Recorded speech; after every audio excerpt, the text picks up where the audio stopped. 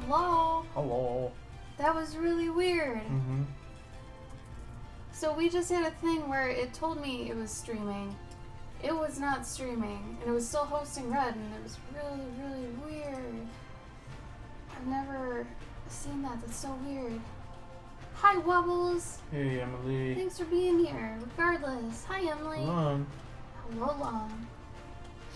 How's everybody this Tuesday night? It's Tuesday, right? Mm-hmm. Okay. Mm-hmm. Yeah, tech difficulties. Sometimes it acts really strange if you leave OBS up for a while. It kind of spooks itself out. I don't know. Ray is here. Oh my god. Ray! Hello. It's been so long. Where you been? How you doing? Oh man. Hey.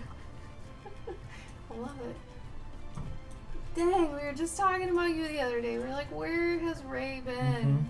Have you at least been drawing, Ray? Like, you've been drawing, right? Who's gonna draw with me on the stream tonight? Anybody? You guys better be drawing. Save some time in the day to draw with us. If you draw at any other time, good. But if you can't, save it for us. You are now. Good. Good. Wubbles is drawing. Good. Oh no, you've been playing Monster Hunter? Oh, bye-bye life. Mm-hmm. Yay, Bunny! You be drawing. Making a card. Good girl, Emily. Ashley was trying to convince me that I should be playing Monster Hunter. I asked him if he wanted to. You know, it's like a hour a night Like a break cool thing. down or something. And he was like, no, no, no. I think I'm gonna try to finish Horizon Dawn first. That's my boy. You gotta earn it. Good Because job. yeah, that's like a $60 thing. I don't you know. Mm-hmm. Starting to feel the money in the game now. Huh? Like No, I've always how felt games it. are money. I always felt it. It's just. Also, I still have to beat Skyrim remaster. I don't know. Hi, Pylon. Yeah, Pylon. Thank you, Wubbles. Pylon, you know, there's actually a I think there's a site that lets you download a bunch of your images, from your Instagram. Like it lets you back it up, or maybe it's an app. I don't know. I would say look into that, because then what you could do is you could post something like, maybe like twice a day, you know, and just rebuild your art thing from that. I don't know. So Wubbles, I'm glad you noticed. These are my new vinyl things I'm gonna have at conventions. So instead of using a sheet, which is usually very beginner, I'm ready to level up. So, you know, regarding my motif, I'm doing this, and this way I can also use just magnets to magnet up my prints, because all other methods are getting ridiculous. I'm very sick of taking a string and clothespins, or like, I was using magnets for a while, but I was using them in a bad way because I was trying to hide them. Now I'm not going to hide them, I'm just going to make them look like little wooden hammer nails almost, you know, like old school where they took like, it almost looked like a stake, like a wooden stake, and they would take it and then they'd hammer in like, you know, a wanted poster or something, right? And then do something similar to that with my prints. So I'm just going to have the magnets playing out in the open, and it'll just look like everything's tacked on the side of my shop, you know. So it should be good. Hey, Peach! Hello, How's the new Peach. place? New place is good. Yeah. It's really good. The only problem is I think I'm coming down with a cold because we moved in 20-degree weather, so I think it's finally hitting me. And so you might hear it at some points when my voice is either going out or I sound like my nose is like, I don't know, extra. I'll try not to crazy sniff during the stream because I know that can get annoying. But other than that, the place is good. The place is great. I keep forgetting we have yet another room, which right now is kind of just storage for boxes.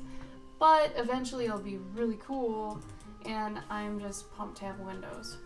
So, hi, John Miller. John Miller. Me too, Wubbles. Thank you. I've been downing Zicam, vitamin C, some ibuprofen, because I keep getting hot and cold flashes and they suck. But yeah. Yeah, I hear the flu is going around like crazy, like epidemic style. Any of you that had the flu, did you have it for a long time? Do you still have it? Are you over it?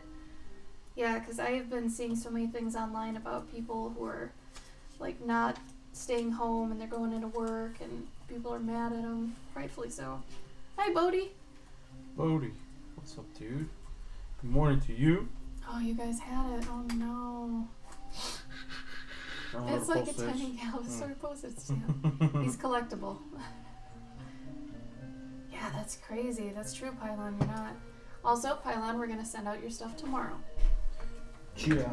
We've actually got it all packed up. It's just has to go out. Rifter, you're sick too. What do you have? Oh no. Hi, Chev. Oh, you're peeping. Share Being a off. peeper. Ugh. Like, it was weird. I got up at, when did we get up? 11? I tried to get up earlier than that, but because of the cold, it wasn't working. So I got up at 11, ate breakfast, then took a nap because I was still tired and I was exhausted out of nowhere. Like, I really couldn't do anything. I don't know what it was. But yeah. Oh no, Peach. She had it twice? How old is she? God. That's horrible. Oh, that's good tea.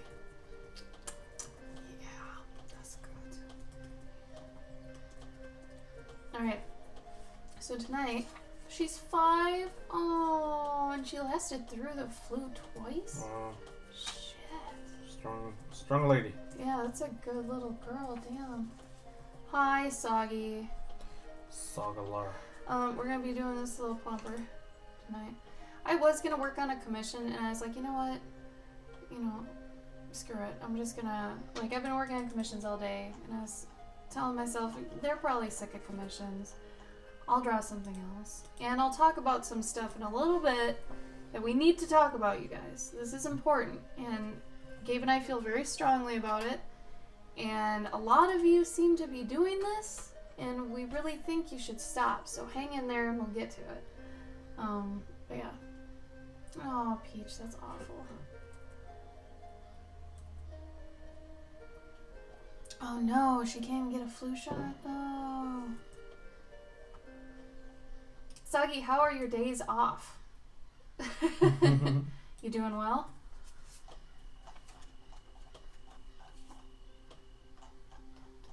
Are you, like, unwinding over time? Can you feel yourself kind of unclenching, from Walmart and just being like, okay, I'm good now. Thank you, Bodie. I love that little wrench girl. I don't even know what she's from. But she seems like one of those default Twitch things. Yeah, I think it's default thing. Oh, I've got the burning in the nose, like the chlorine. Ah. And we just signed up for the gym yesterday, so I can't even go to the gym because I'm sick. It's anger. Anger. What scared you, Peach? Oh no. Let's see. I guess let's do pencil. Today's been interesting. Got shits from something, but I worked out for the first time ever. Did you really, Soggy? What did you do? Whoa. Yes, Peach, the talk. It's important. I think Instagram is getting people into a lot of bad habits, and I'm gonna speak up about it because I'm tired of it. Partially it's because I'm a loudmouth, I push myself into people's lives, and I tell them how to live them. So I'm getting tired of doing that over and over and over again, where I'm just going to tell you how to live your life from here. Instead of me doing that and being a jerk one-on-one, I'll be a massive, all-over jerk. I'm just going to blanket it. It's got build-up now, doesn't it? Push-ups and sit-ups, hey! It's something.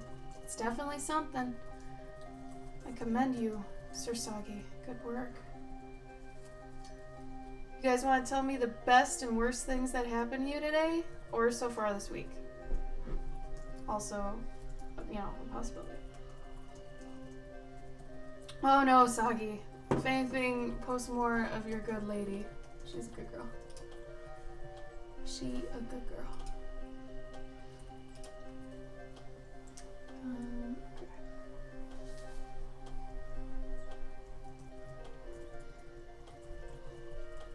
I was wondering if I should wait till Cass gets here for this or not, but she doesn't really do that, does she? No. No, she's not. She's not part of that.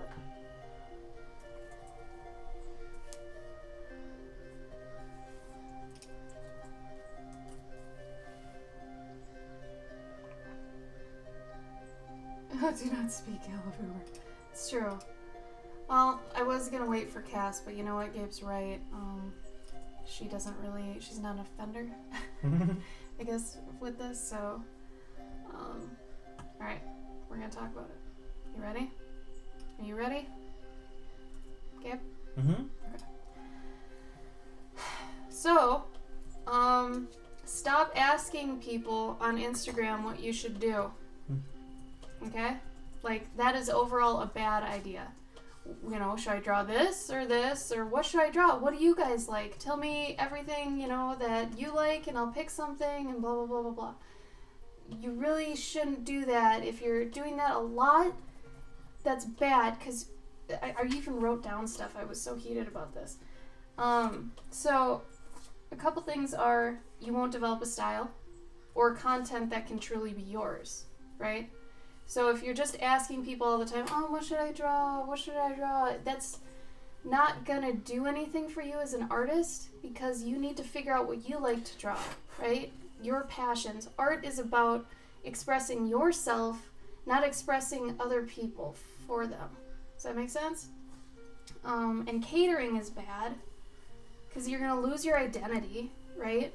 Like, you're catering to the people, so then you're gonna get attracted and attached to making them happy instead of making yourself happy.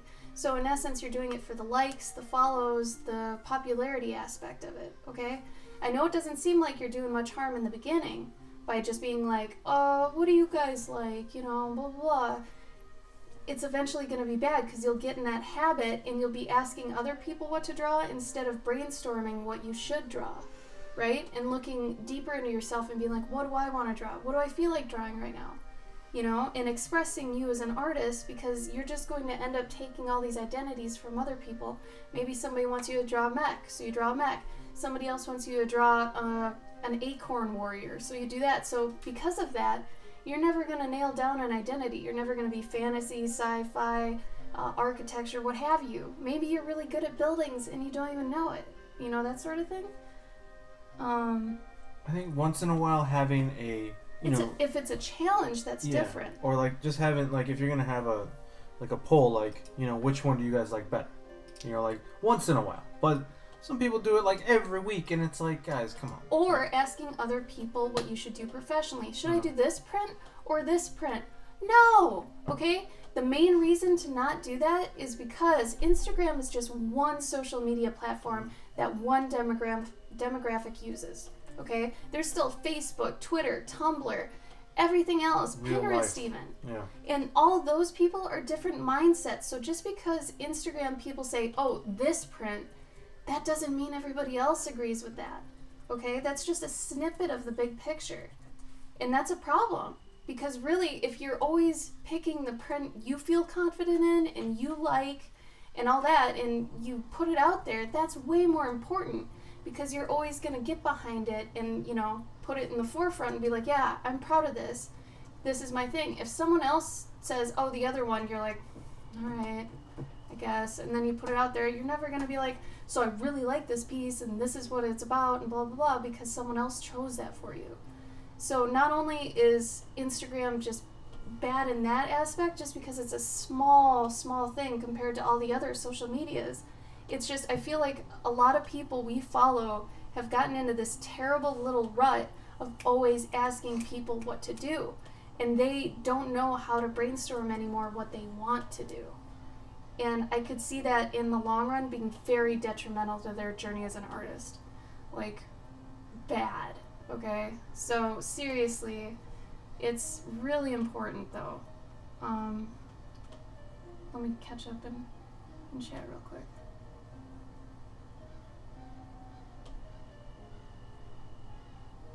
Hey, Sammy. Sammy. Hello. Wubbles, it's okay to ask people one-on-one. That's alright. It's just when people are doing these mass things where they think that whatever the masses say is the right answer, untrue. Okay? Untrue. It's especially since you're only getting a little snippet of one demographic. It's very detrimental. It's scary, actually, that people are formulating their art careers off this one little answer from a little poll in an Insta story that not everybody even sees, right? Because not only are you just showing Instagram, but it's just a small snippet of Instagram. It's just the people that follow you, so you're not even getting anyone's opinions who don't know or like your art. Yeah, imagine the people that don't like your art. Yeah, you know? yeah, it's so... Because like, one of the... misleading. It's absolutely misleading. One of the things that I was getting upset about is not upset, but like the things that I don't understand is the wanting to do things that people enjoy. Like, so Corey Mighton was asking, like he asked the question, what do you guys enjoy seeing? And we're not trying to pick on Corey. No, we're not trying to pick on him. In fact, this whole thing actually stemmed from someone else. Yeah. But just using you as an example. Like the idea of, like you're playing to the gallery. You're like, oh, what do you guys want from me? Like, no, like you don't see, bad example, but Kanye, you don't see Kanye asking for people's permission, on what to do. It's like, no, I'm gonna do what I want. It goes against the grain of what an artist is. Yeah. If you're an artist, you're trying to express yourself to people, what's inside of you, right? What you want to draw, you're expressing, right? So when you're asking people what they want, unless it's a commission, unless it's like, a little challenge or something, but if you're asking all the time, especially with business stuff, like, should I do a print or should I make a sketchbook? What? Mm-hmm. Don't ask people this, and especially don't even put, like, a lot of emphasis on it. Like, what they choose is what you do. Hell no. No, those people aren't business people. It's just someone going through their feed and being like, yeah, well, maybe this, that'd be cool. They don't care. This is your art journey. You're supposed to think long and hard. Should I make a sketchbook or should this be a print? Like, that's not something to do lightly, Let me go through the chat again. Emily, I'm sorry you messed up your card. I'm sure it's salvageable. I'm almost positive it's salvageable. Everything is, usually. We're doing okay, Sammy. We're just venting on some stuff we're mad about. Where things you feel harsh into. Thank you, Peach. Yeah, thank you for telling. Yeah, I just feel like, especially... Hi, Jamie. Miss you. Jamie. Especially for the younger artists, the ones we are starting to kind of... We're not trying to mold you, but we are influencing you. And because of that, we want you to know when we see something that's harming you as an artist or your journey or anything like that, where it's actually putting you steps back. And this is absolutely one of those things. And it's because of social media, and people probably think it's smart to do this, but really it's hurting you.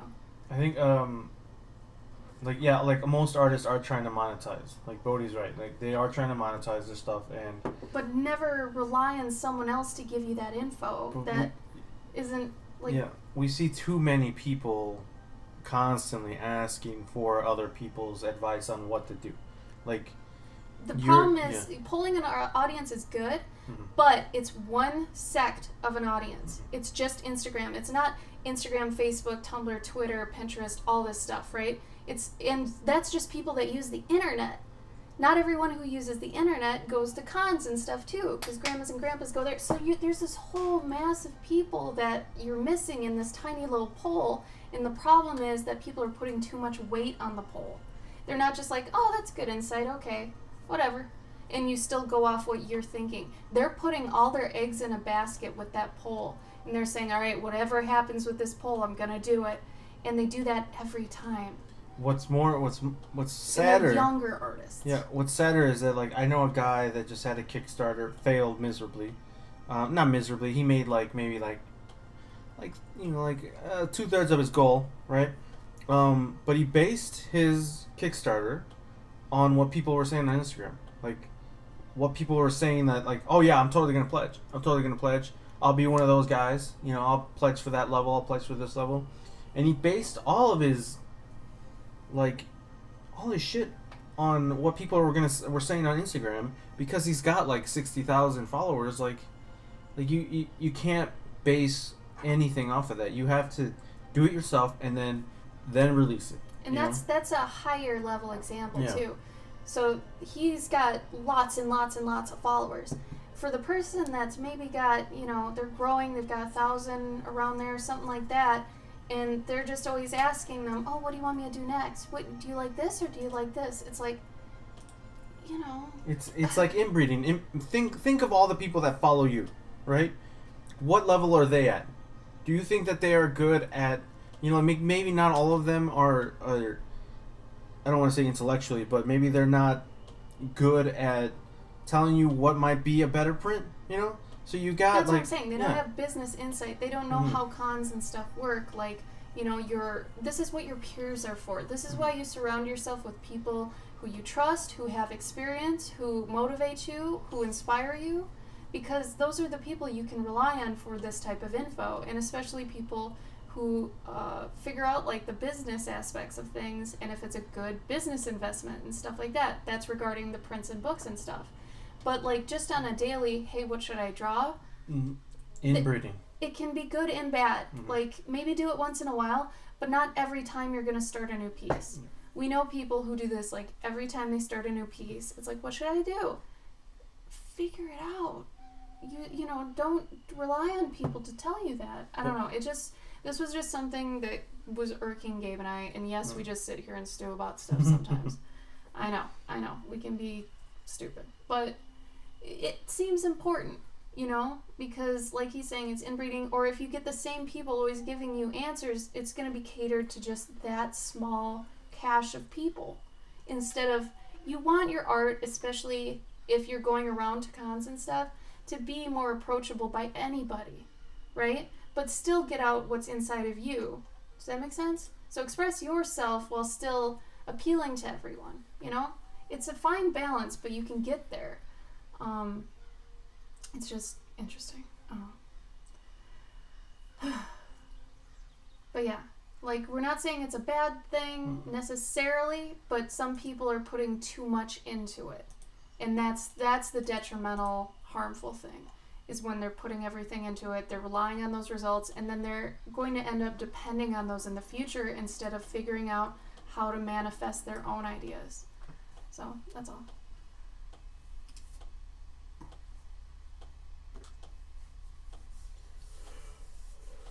Hello, Wanted Gaming.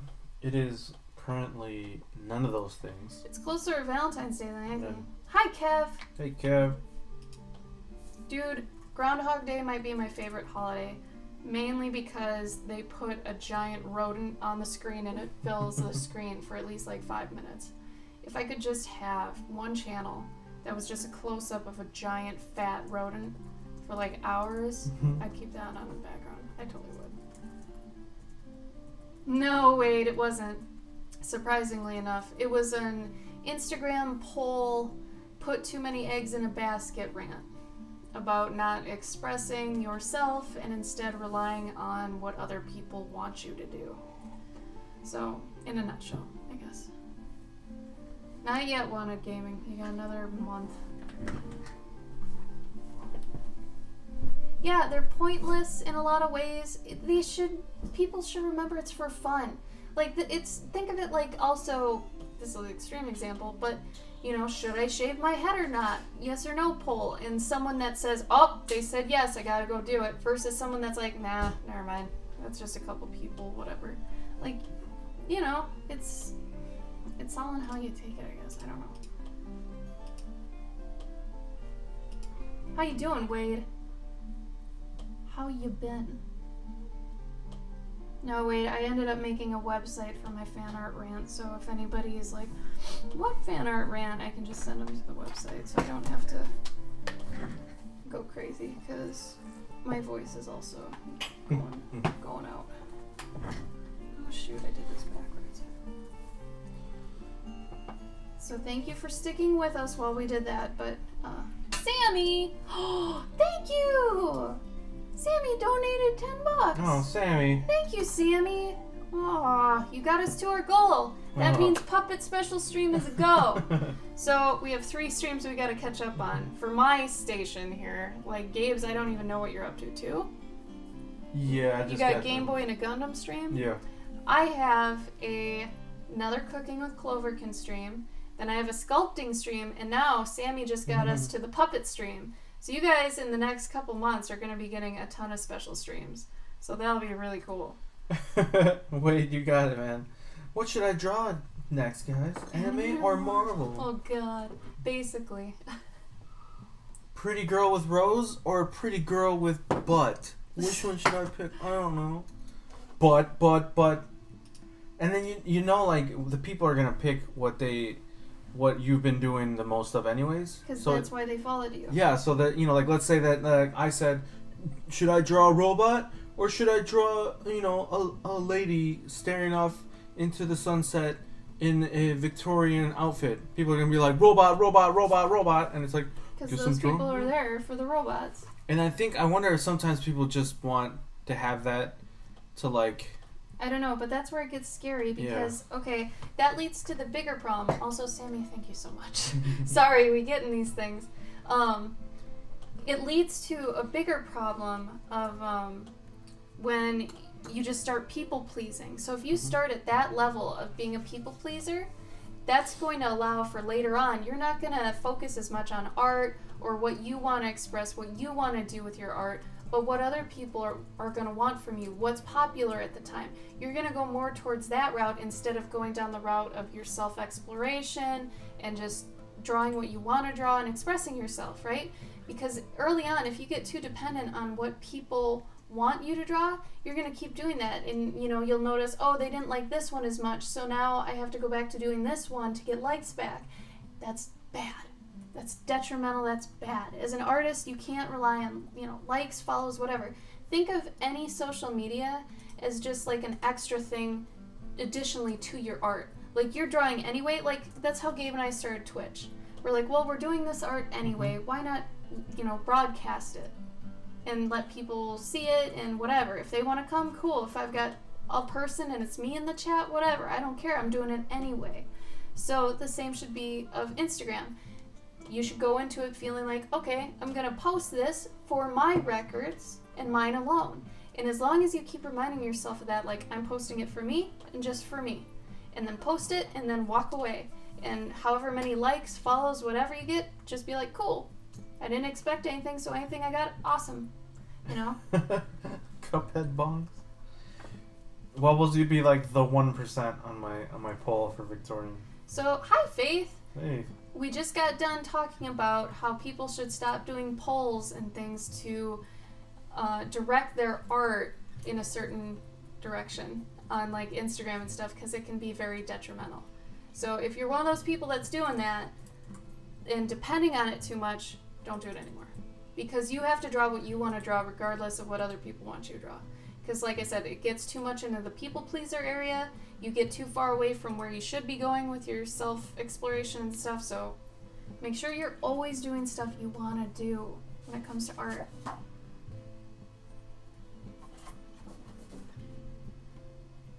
Oh, good. Jamie, you've been playing Monster Hunter? Mm-hmm.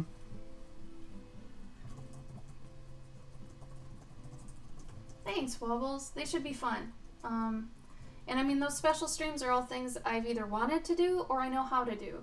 So either way, it'll be fun for me. And you always want to do that, you know, either have it fun or adventurous, I guess, so that people are at least interested. Hi, Lychee. Marker watercolor, I want to get back to. What's my marker? Oh yeah. No, Peach, actually, on my last stream, we were talking about having different styles per different things. Like, per medium you use, your style can differ immensely. Like, especially from digital to traditional, my style is totally different. And I even have different digital styles, too. You know? And hopefully, once you've gotten to a point where you're really comfortable with just doing the things you're doing, there'll be a little bit of you in everything you do. So even if somebody sees your digital, your traditional, a different digital style, all this stuff, they'll still be able to see you in it eventually. It takes a while, but you'll see that it's still their art, even though it's completely different looking. It can be really cool. It was by Sniggle Shade. Yep, he gotcha. It was 2 days ago. He gotcha. You were like sliver of health though, so I think he only gave like what? He gave 100 bits, and that just knocked you out.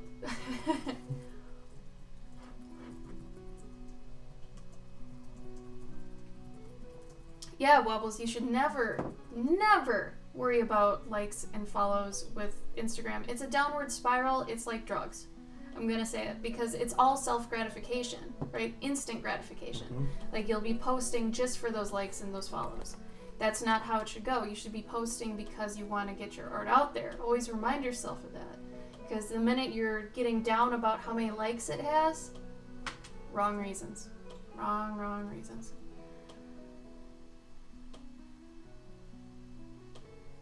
Yeah, Peach, we were. It was really funny.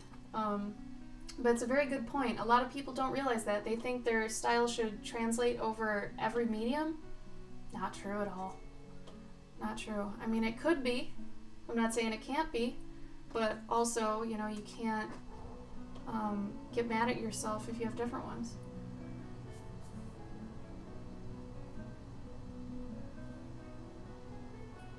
Also, I wanted to draw something cute tonight, so we're drawing something cute.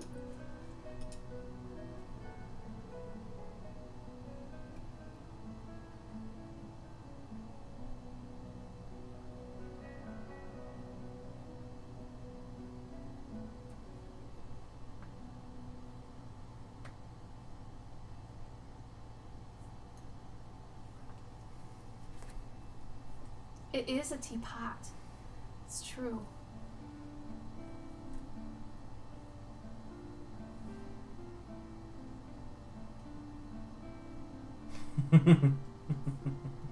Yeah, Bunny.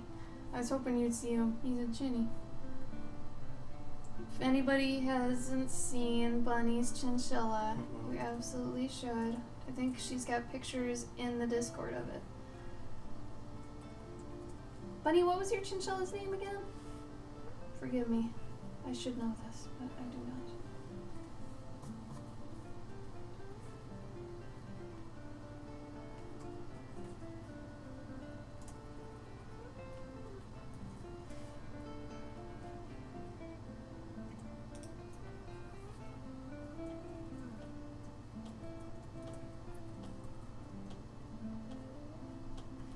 Quote all the wrong things? What do you mean, John? Oh no! Oh, it's okay, Faith. I'm with you. I was dead most of the day too. Mm-hmm. Like I got up, I ate breakfast, and I went back to bed because I didn't feel good. Like, I'm with you. Maybe you're sick too. Chinchilling in the stream. Emily, lock them in another room. So pylon dust baths. It's because they're, if I remember right, it's their first too dense, and it has to do with like sweating too. Bunny, correct me if I'm wrong, but a lot of different rodents take dust baths because their fur doesn't react the same to water, and because it doesn't clean them the same way. So dust baths actually, the dust will like cancel out the sweat and all the dirt and stuff, and it actually does clean them. Which is funny because then you remember those like sci-fi movies of people washing dishes and stuff with dust. Yeah, with those and shit. So weird. So weird. Cracker. Aw. Cracker and Dora. Aw.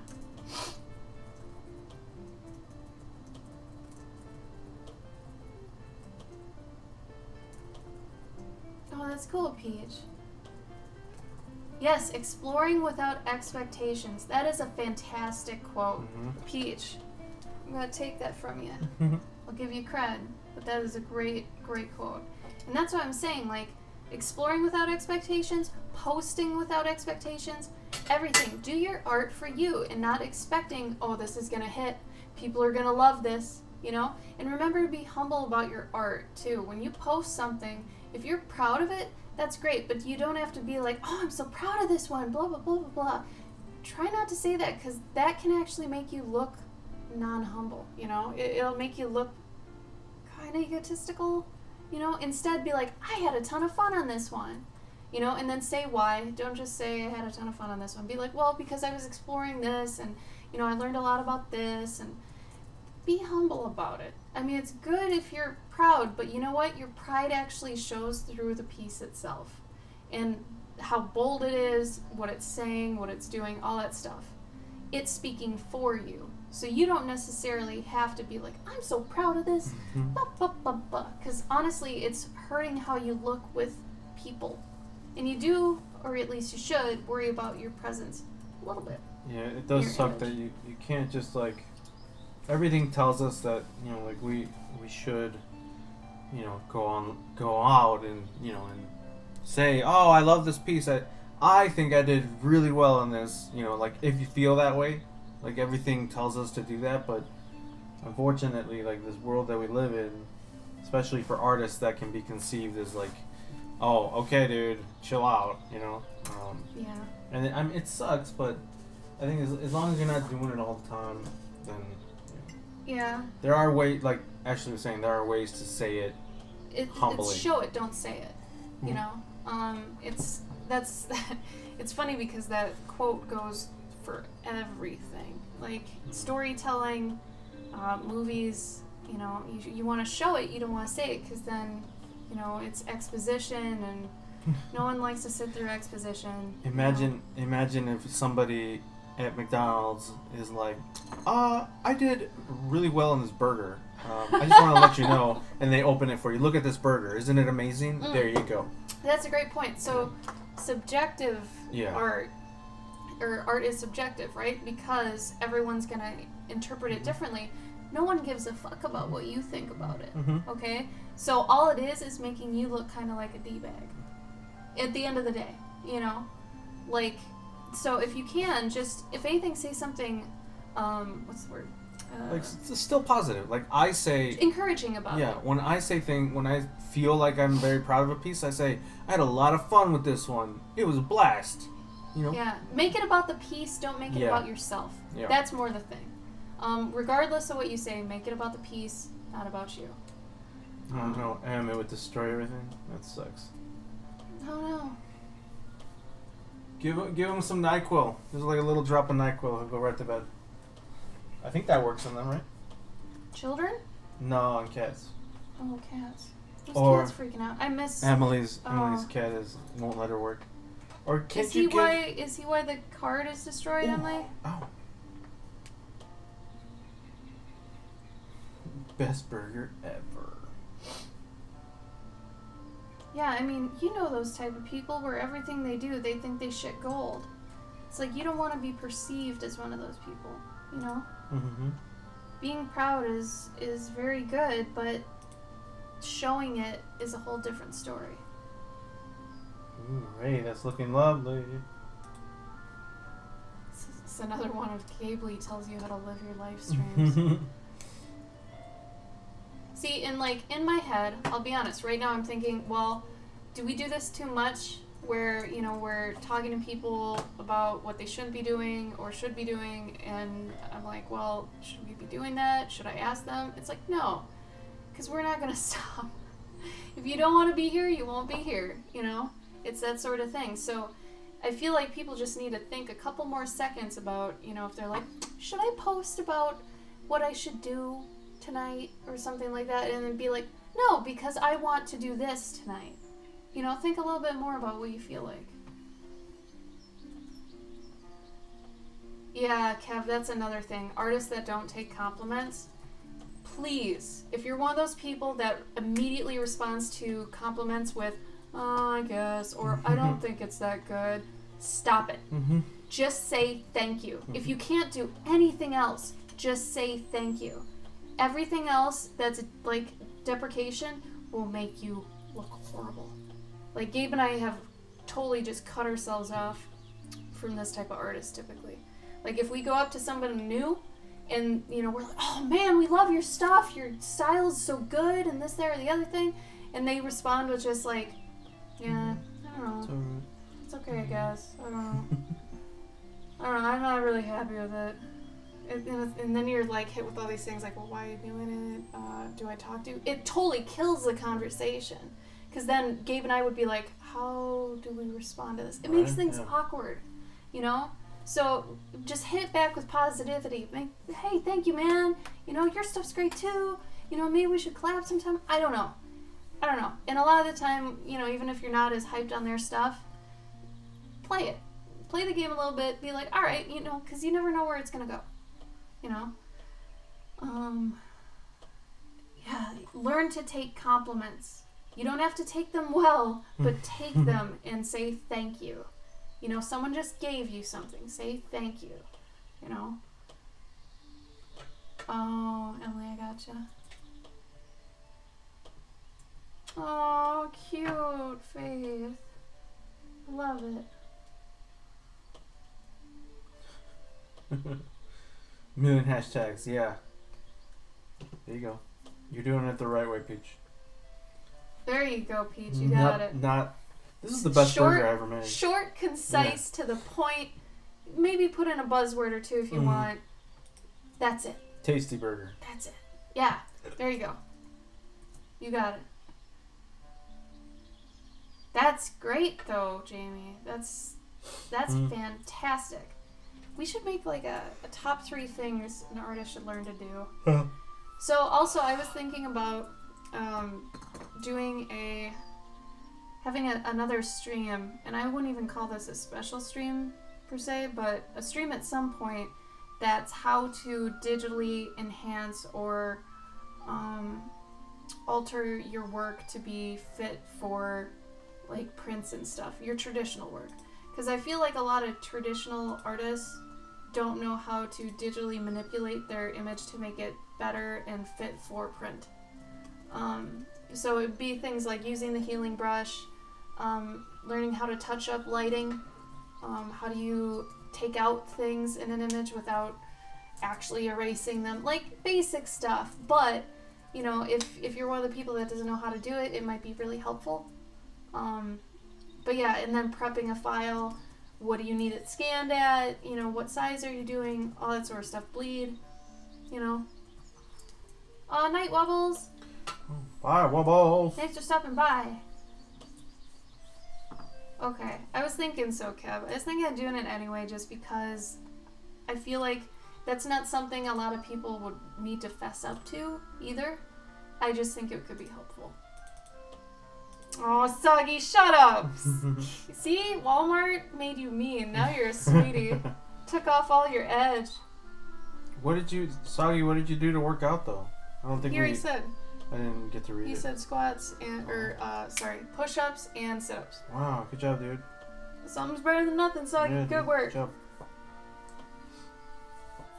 Okay, you guys. Then I'll try to make a big deal out of it and like do some stuff ahead of time so you know what stream would be. I would definitely want to plan that one a bit so you'd know what you're getting out of it. See, now in this case, this is a good way to ask people. So I'm gonna do that stream, so what would you guys like included in it, because that's part of the curriculum, because I'm doing it regardless because I want to. So knowing what you guys want, I have a base idea of what I'm gonna do. If you want anything on top of that, let me know. Oh, Jamie, Monster Hunter!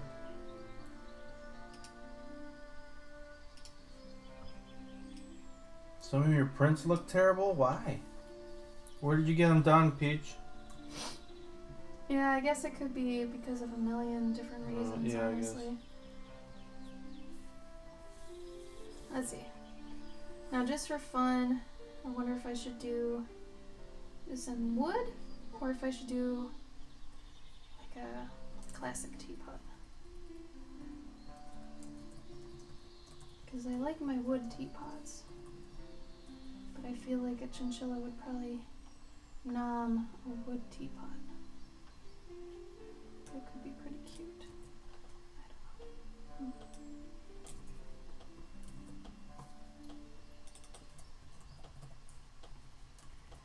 Like if you're going a direction asking someone, you know, what they think is just critique, right? It's just feedback. But asking people what you should draw or what you should start off doing feels dishonest to yourself. Like, that's a totally different thing, I feel. I don't know. What do you think about that? Completely agree. Yeah. No, Wade. Do you understand what I'm saying, though? The diverge, like, where it differs? I don't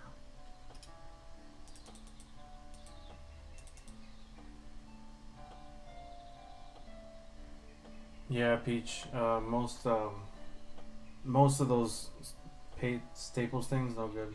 Try looking for Minutemen. Minutemen might be. Oh, she says she uses cat print. Oh, but she can't figure out how to do. Oh, that's prints. that's easy though. We can tell you. Mm-hmm. What is a magic brush? So Peach, what part can't you figure out about cat print doing single prints? Because each order you do, that's just in regard to one print. So if you want multiple different prints done, those are each a different job.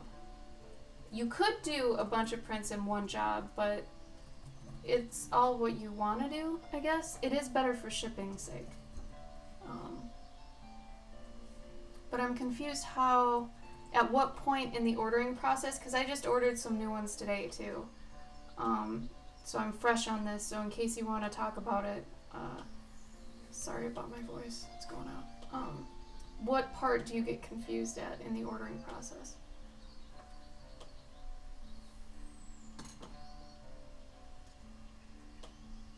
Good, Faith. Keep going. Mm-hmm. That's great. Any progress is still progress, man. Keep going. It helps you build your characters too. Oh yeah, never do prints from your phone. Yeah. Oh god. Okay, so 2 rules just based off what you said, Peach. Never order your first time print in a big bulk order. Yeah. Either get a hard proof or do a small run print, like 5 to 10 prints, and see how those turn out. And never order prints using the image on your phone. Because you really need that at a higher DPI, and phones usually can't handle that anyway. Because I actually have, my phone at a certain point in time wasn't even showing me 300 DPI photos. I would have to go back into Photoshop, make it into a 72 DPI, give it back to myself, and then I'd be able to see it on the phone. It just wasn't even handling it. So that's a big thing. So never do prints off your phone. Corey, that's wonderful. Corey, I'm sorry, but I wasn't following you until right now. I did not know that I wasn't following you. That is really rad, though. Yeah, good job, man. I like it. I kind of wish you could see through them, but if it's not that kind, if it's like rose quartz you can't see through. Oh look, I've got some right here. Rose quartz. If it's opaque like this, yeah, you can't really see through it. So if those are like rose quartz, okay, I get it. Totally cool.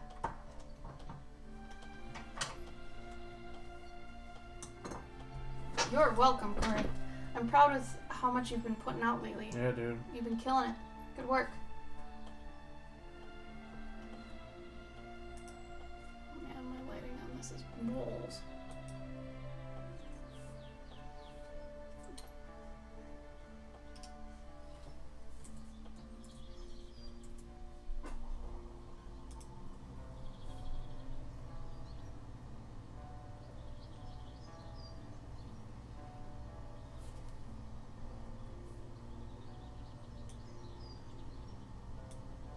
What's everybody up to tonight? What are you working on, Wade? You still here? What are you doing, man?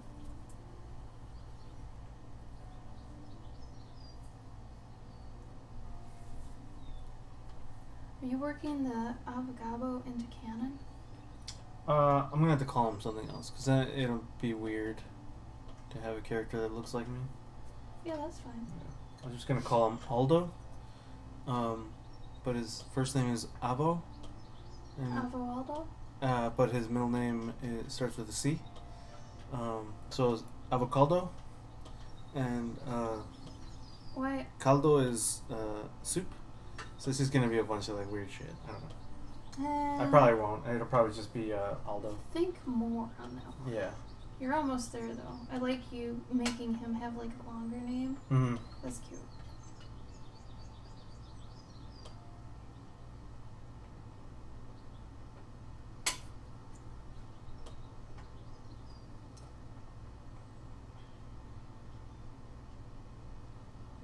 Oh, cute, Corey. Alright, I gotcha. Lesson learned in the phone thing. Oof. Wow. You have 100 paintings? Wow, Peach. Peach, why do you have... Anything you do that you're starting to do fresh that you've never done before, do it in small doses. You will almost always regret doing a bigger thing when you're just starting. So it's like, let's say you wanted to start making tables or being a carpenter, right? Are you gonna order 100 2x4s before you even know what kind of wood you need? It's that sort of thing, you know? Are you, but literally though, are you planning on bringing 100 paintings? Oh no, Soggy. Take some Pepto. Oof. Like, that's a lot of paintings. Like, that's a lot. It's a lot.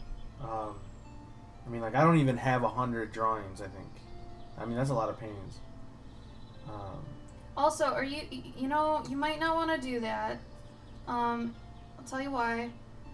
If you're going to have those displayed anywhere, you want to pick your best 10 to 20 maybe, if you've got that many. Honestly, the more people have to look through, they're going to shut down. Okay, I'm telling you, the more choices you give people, the more they're not going to be able to handle it. So make sure that you're putting your best foot forward, and whatever paintings are the best, sell those. Okay, and hopefully it's around 10 out of 100. I know that's crazy. Or make a book. Make a book instead of doing prints. Or make a book. Okay, you got 100 paintings. That's more than a book. You could make 2 or 3 books out of that if you wanted to. Easy. I think she meant 100 prints. Oh, okay. But still 50 of which were from your phone. Wait, so now I'm really confused. Did you have 100 paintings? Or was it you ordered 100 prints? Or did you order 100 prints of each one of those? Or like you ordered one print of 100 different paintings? I think what Gabe's saying is we're confused. Very confused. Our apologies if we missed something.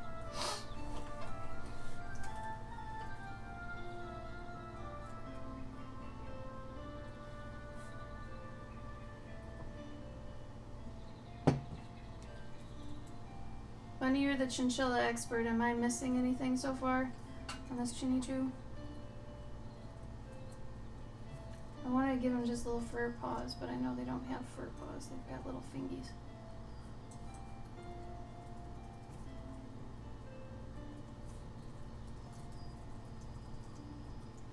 She just said yes. I ordered one print of 100 different paintings.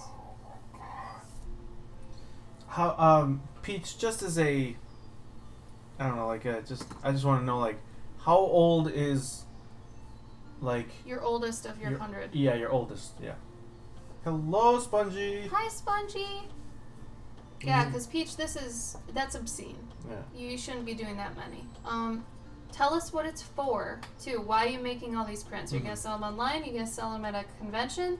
You will not be able to bring 100 different anything to a convention. I mean, imagine Tell us more displaying. info. Yeah, imagine displaying 100 different things. Are you just gonna have a box where people are like flipping through? Oh, thank you, buddy. Okay, good. Yeah, we need to kind of know what you want the final form to be, where you'll be selling them, and then we can tell you, you know, what it'd be kind of best as. 1 year. Oh, 1 year ago? You've done 100 paintings at least in a year? You serious? That's great. Oh yeah, that's really great. Regardless though, you're gonna want to either turn all 100 into a book, and then sell a couple, maybe 5 paintings that, or 5 prints of paintings that are in the book, you know? Because you don't want, there's no way you're gonna be able to display those or carry around like the actual inventory for that, there's no way. There's no way, dude. So either make a book, because then you've got all those 100 paintings in a book, right?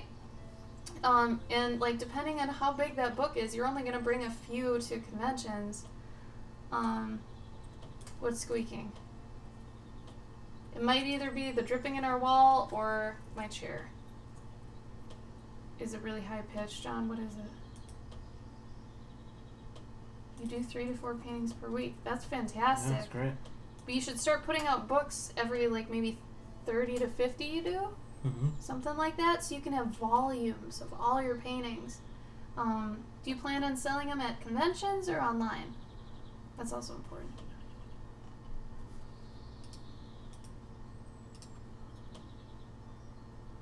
Also, does anybody have, it's gonna sound stupid, but a manual washer where you either crank it or you use your foot? Sounds crazy, I know, but only chime in if you have one or you've used one. Oh, it's the bird chirping in the song. Thank you, Bunny. Yeah, that song had nature noises in it. My apologies. No, Peach, that's not gonna work. Fanning prints does not work. You're gonna have to set them up. Like, actually display them. Usually the portfolio books don't work well. Having them just on your table don't work well. You have to display them. And that's why I say, like, only do around 10, because over that, people usually shut down with, like, too many choices, you know? You could go higher than that, but I would really start smaller, you know what I mean? Because you're going to have a hard enough time figuring out how to display those if you've never really done a convention before. Part of what my mentorship convention, or my convention mentorship is for.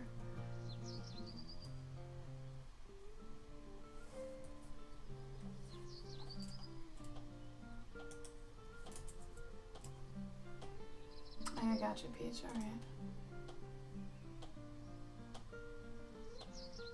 Oh yeah, I think those are birds, John. Sorry, I'll skip to the next one. Yeah, Peach, it's like we can't even fathom taking that many to a convention. We've been doing conventions a while.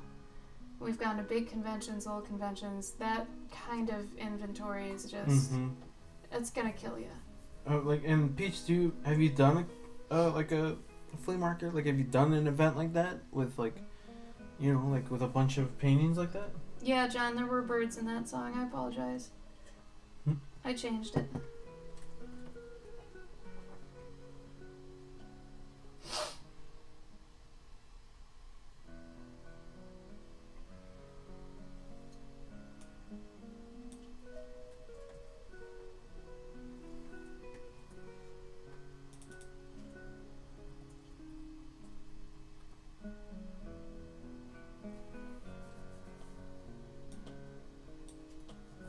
Yeah, and that's hard too, Peach. I have a friend that wanted a convention mentorship from me, but she was, what she said, like 70% done with her table and setup and stuff.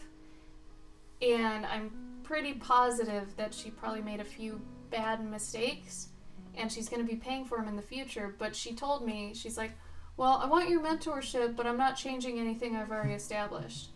And I was like, then I'm not going to give it to you, because that's what it's for. You know, telling you how to do it and stuff like that. Like, it's tough. Maybe get rid of that alarm. Yeah, no, I forgot how to turn it. So, Peach, are you selling the prints as well as the originals?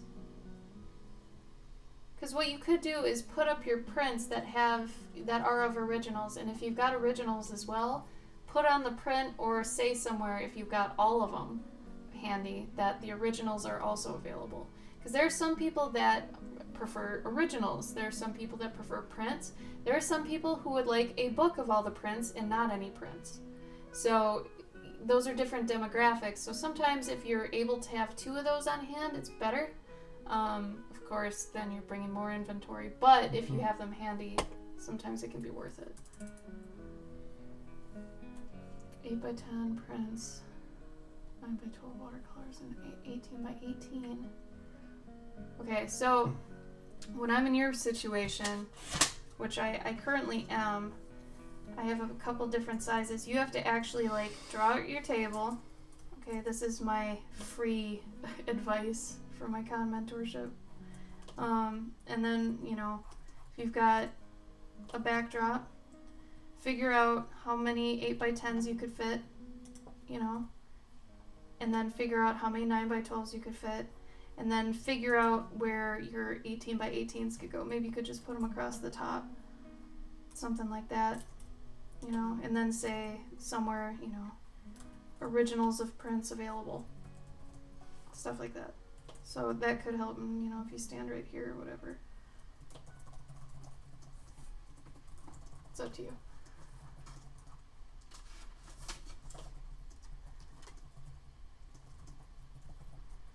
Gabe, do you have your con badges handy?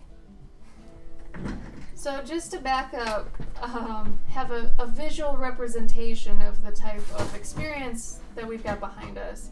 Gabe's going to show you all the convention badges he's acquired over the past 10 years. Here you go.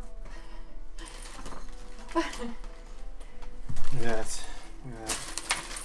Look at that. And you can even go through them and say things. This is a bunch of conventions, everybody. So when we say we have a convention mentorship, you're getting all this information, okay, from all of these. So some guest statuses in there. So yeah, this is worth bragging about. This is a selling point, I feel. So Gabe has done a lot of things. I've maybe done an eighth of this, but I mean. Also, I don't go to conventions for fun. Like, there might be one in there. It's like no, these are showing. Yeah, that's like Chicago Pen Show, maybe? Yeah, he's got tables. These are each a table. Mm-hmm. All right, think about it that way. Oh, that's a C2E2. Yeah. 2015, that's a cool one. But yeah, any questions? So good here. That's the first C2E2 ever that I went to. The guest at this one, OhioCon. Yeah, look at that. Phoenix Comic Con guest. That was the time that I had breakfast with Ed Asner and the main dude from Eureka. Pretty cool. I do things.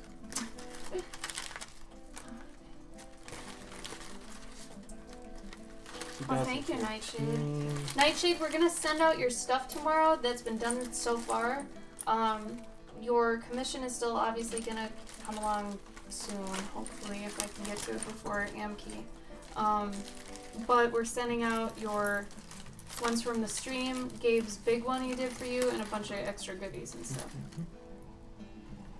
I got one in here that's from like 2006. Thanks, Nightshade. I still don't know if I want to make it wood or not, because I really like doing my wood teapots, but I'm not sure. I'm not really big on Victorian teapots. I don't know.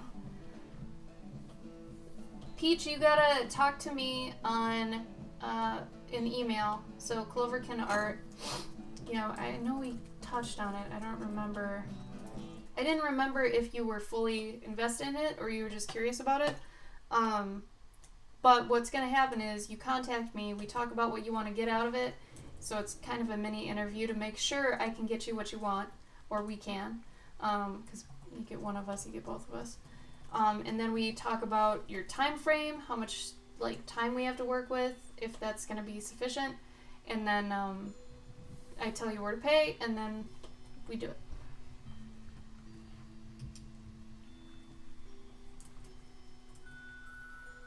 Yeah, and see, that's what I'm afraid of, Peach. Like, that you made serious adjustments that were expensive and maybe not necessary. So, hopefully it's nothing like that, and we can talk about it.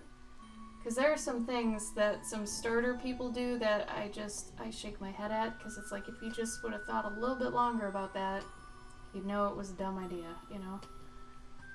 But, I don't know. It's that thing where if they see something, they're like, oh, I love that! I need it for my table. And then once they get all these things at their table, it's just a mess. And nothing works together. Things are heavy. You want things that compress easily and break down easily. So, like, some people I know have those wood crates. Okay? If you're doing local shows, okay. But it's still a pain in the ass because they don't really fit in carts and dollies very well. But if you're going on an airplane, no. No.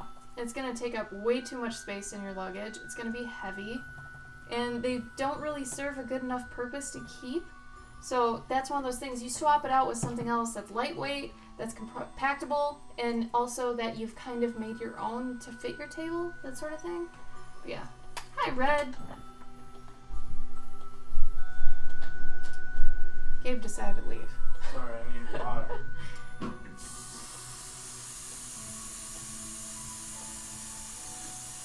Okay, see, tablecloths. Let's start with that, alright? I'm not going to go too much into detail, but tablecloths were a bad choice. I know they're cheap, but they're not going to last you probably more than a con or two. Mm-hmm. Alright? Not only that, but even when you get them laid out, if they're the plastic ones, gross. They're never going to get rid of those wrinkles and stuff because they're pinched and it's plastic. You can't iron that out. Okay? Your best bet for anything starting off, this is some free info I'll give you guys. Starting off, the best thing you can do that's the cheapest option is to get 2 king-size sheets. Flat sheets, not fitted sheets. And get them in, like, you know, at Walmart typically. Okay? Because, yeah, they're going to be bulky and stuff, but it's the cheapest first option you could do for starting off. And one will be your tablecloth. And if you want, which you should, have some sort of backdrop.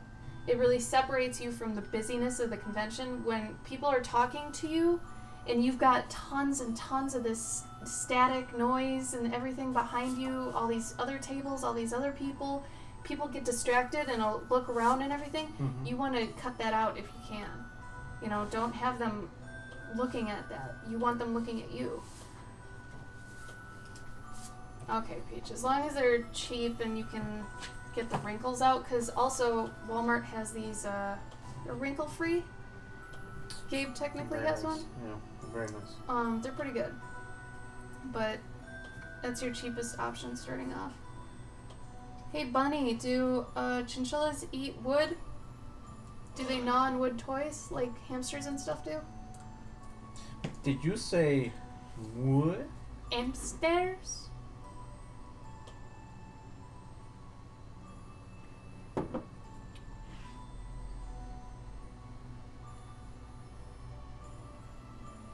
I think I'm gonna make it a wood teapot.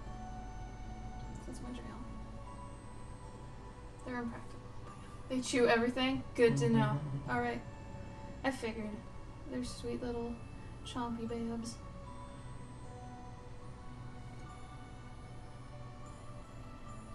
So maybe I could take a couple noms out of this. That'd be cute.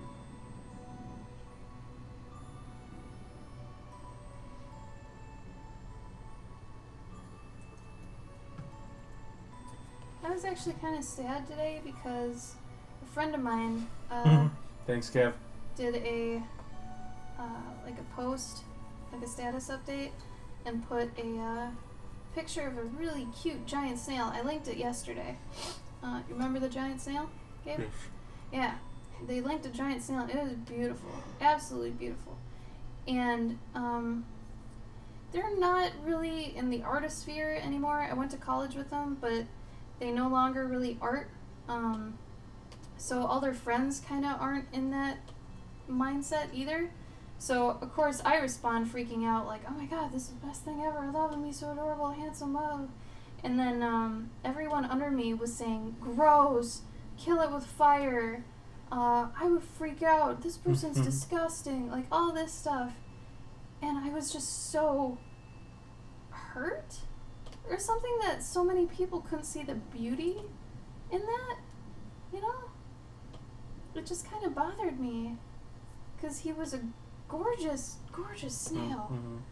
And I get where some people would be kind of irked by it, or, you know, if they got a snail fear or something, okay. But all of them were just saying such cruel things about it. Bye, John Miller. Bye, John Miller. Oh, work is normal tomorrow. Have a good one, John.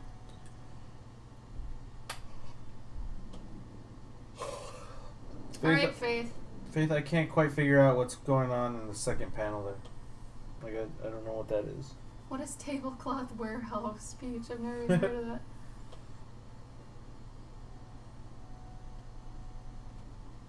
I know, right, Kev? Like, what? It was just so disheartening, you know? More so that people would say such terrible things when, you know, if you can't say something nice, don't say it at all. That whole thing. And they were all just saying horrible things. It's very strange. And they were all adults, like totally adults. Adults, you know. Yeah. In age only, it seemed. It was just ridiculous.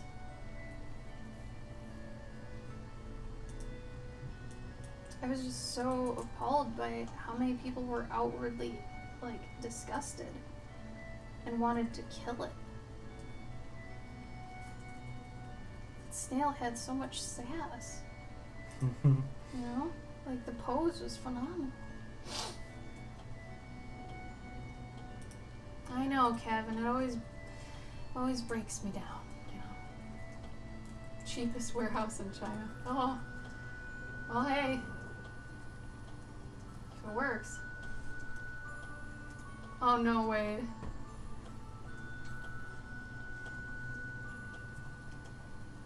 Her melt. I amputated them.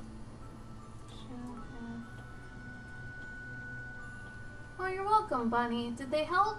Did one of them hit better than the others? Which one? If I can ask. I'm curious.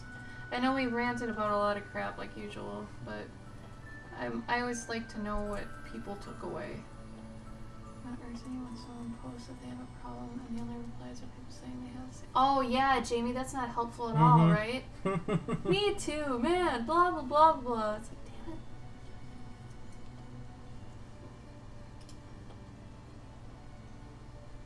Oh, Cass is here. Cass. Cass. I'm gonna look, Peach. I'm gonna look.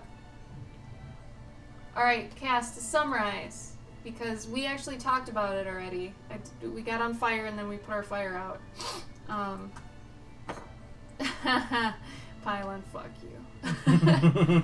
We were talking about how too many artists rely too much on Instagram's polling abilities, and for being too much of people pleasers, where they're asking people what to draw instead of drawing what they want to draw or what they feel like drawing.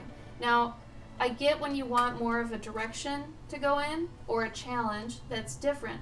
But the people that are depending solely on Instagram polls and the fact that Instagram is just a small little facet of the internet, and that's not including, you know, Facebook, Twitter, Tumblr, all those things, that you're just getting this little small demographics, you know, viewpoint that's shaping your art in your art career. And Gabe and I were saying that the ones that were detrimental were the people that were doing it for every single new piece they started.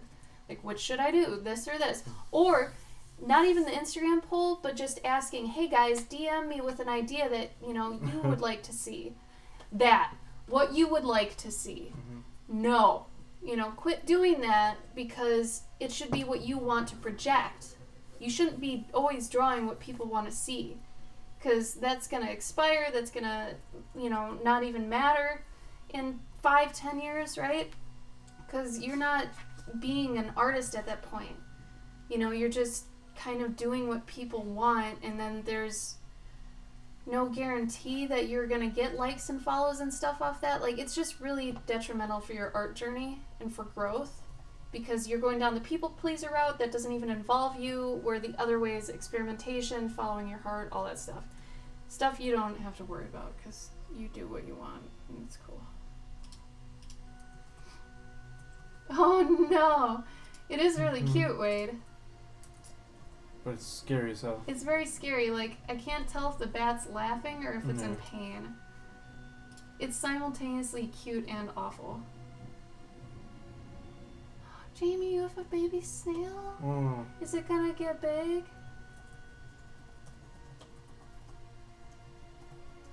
That's a fly? That's not a spider? That's crazy. How is that a fly?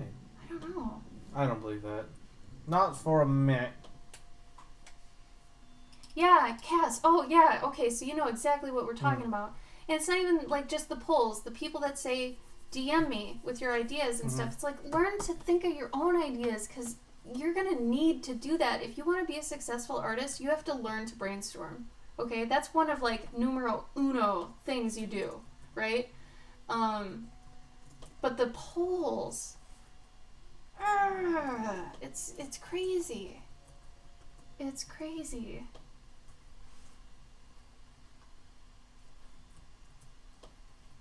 I don't like things with more than 4 limbs generally. Fair.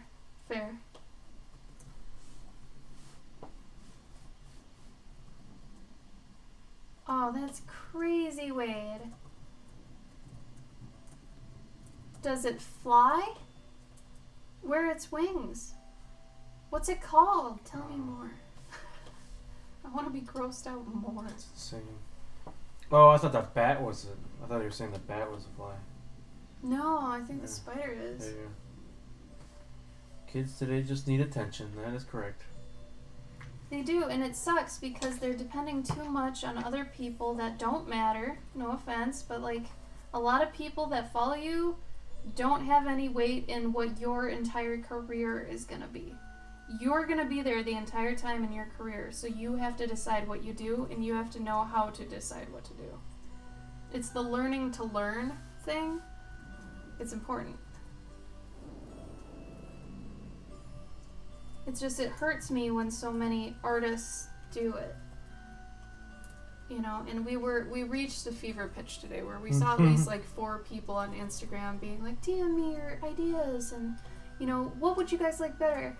Cass, the other bad thing was they would, and you might know who I'm talking about with this, they'd be like print or sketchbook or, you know, something business oriented where it's taking a product form, and they're asking Instagram's feedback on that. That should not even be handled by anyone near Instagram that you don't know. You know, if anything, you should be asking your peers that have a similar background as you, so they also have some business knowledge and they can actually contribute some ideas to what you're doing, you know, like we were doing with Peach earlier. Well, if you've done 100 paintings, maybe you should turn those into a book and have a select few as prints. You know, that sort of thing. If you're asking that sort of question on Instagram, no one on Instagram is A, probably going to respond to you, or B, know what to even say. Like, they don't know. You know, unless they're a business major in product management, that's your only, like, hope, is that someone would know that. Otherwise, it doesn't even apply. Like, it's so ridiculous. What are they going to tell you? And I know a lot of these people have been actually putting so much weight on what people on Instagram say that it's formulating their journey. And it's mind-boggling to me. I can't even understand. I don't know. Sorry. Red, that'd be the only argument I could see. Even honestly. Then, though, like, you still have to think for yourself. You do, and you have to learn how to brainstorm, yeah.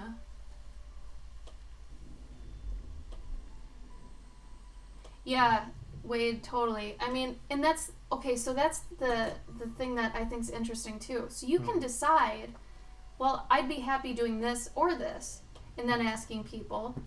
Then it's okay, because you'd probably do either of them anyway, but it's more the thing when you can't think for yourself, and every time you make a new piece, you're asking people what they want to see. That's bad. You know? I mean, otherwise, the fan involvement thing is great. You know? I think that's awesome, but... Red, I've been in that area, though. I know what you're talking about. I've worked with licensed content and non-licensed content, and I know what you're saying. I know I've seen Bunny do it, but Bunny is doing it cute. You know, like Bunny's doing it in a good way. Yeah, like she's, you know, like, and she doesn't do it every day or like even once a week. You know, I've seen it maybe like once or twice out of her. But Red, you know these people are not thinking that far ahead. I know you're playing devil's advocate on this, but you know that they're not thinking, well, I'm going to ask people what they think because I'm going to have to deal with that someday in the career, blah, blah, blah. They're not thinking of that. The fact is they're probably not thinking at all, and that's the problem. They need to start thinking more for their own sake.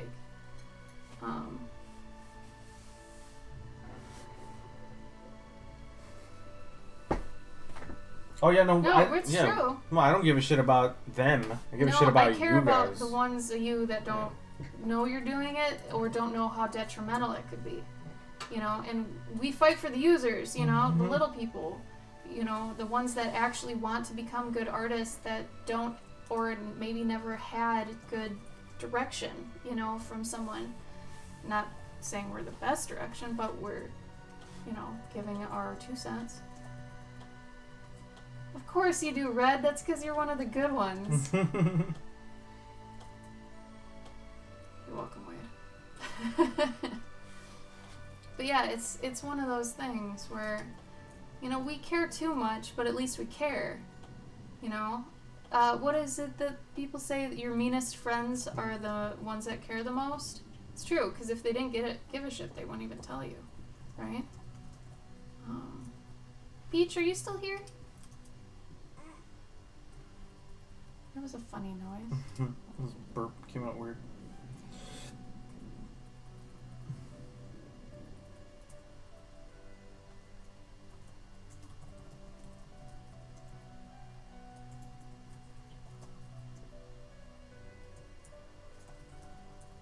Oh, Peach. Oh, those aren't horrible. Peach, are you here?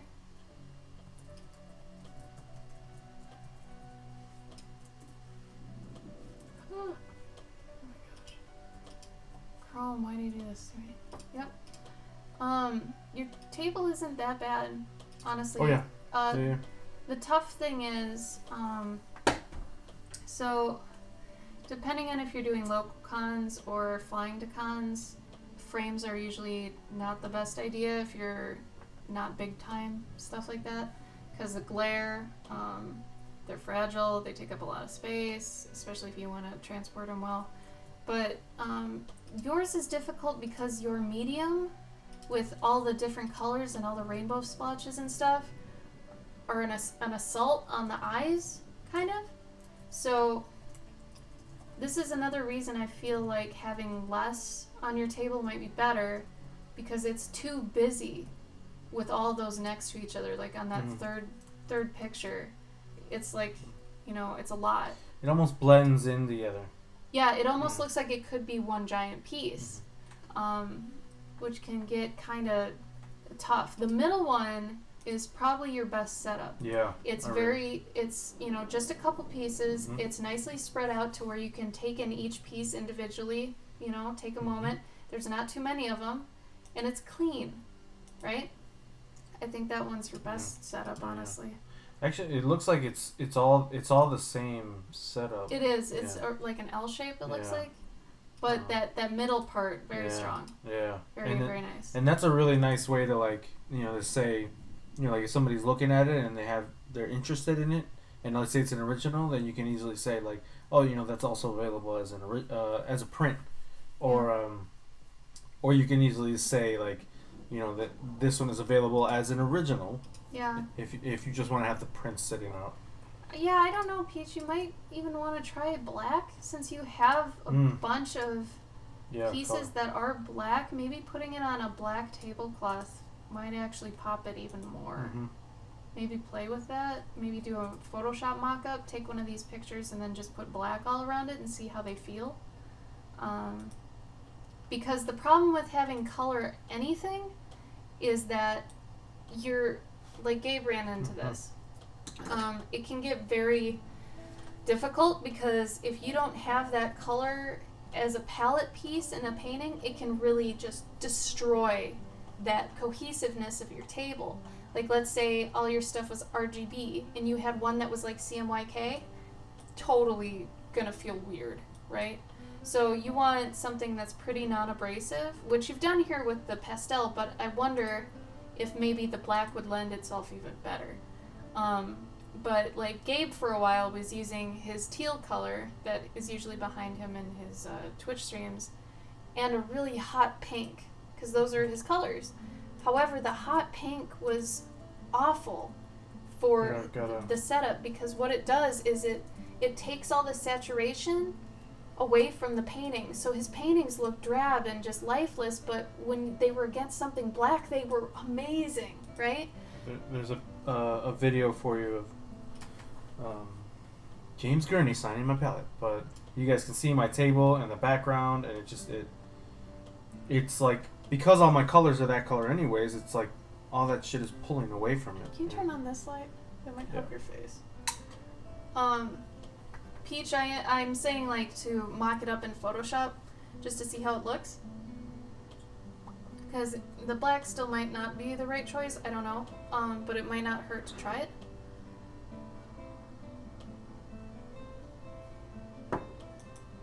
But yeah, that's why I'm saying, like, this can get expensive, so it's better to do 80% pre-planning and 20% execution. So you know exactly what you're buying, how much of it you gotta buy, and it's gonna do well for local conventions and distant ones. That sort of thing.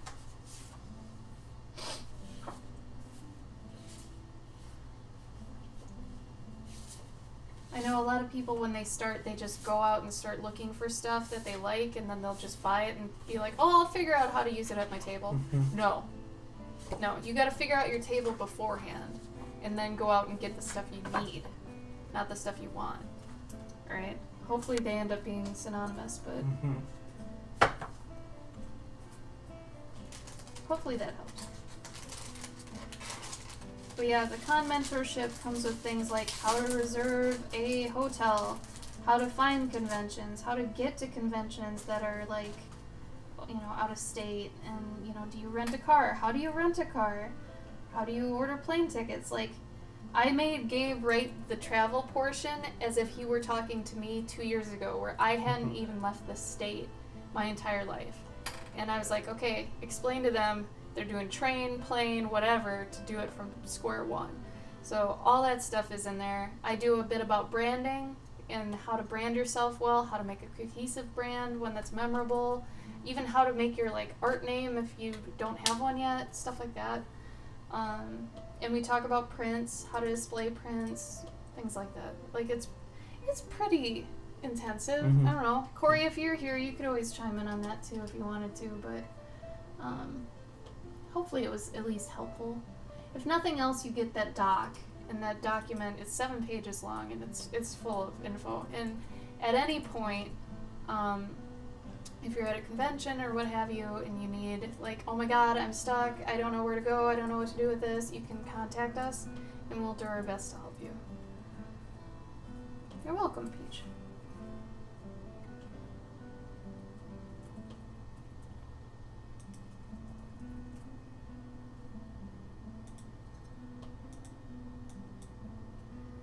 Because the thing we noticed a lot, and the whole reason we're doing this mentorship thing, is because a lot of the people we know that are giving convention advice and how to and stuff like that are giving it on their level, like the level they're at now.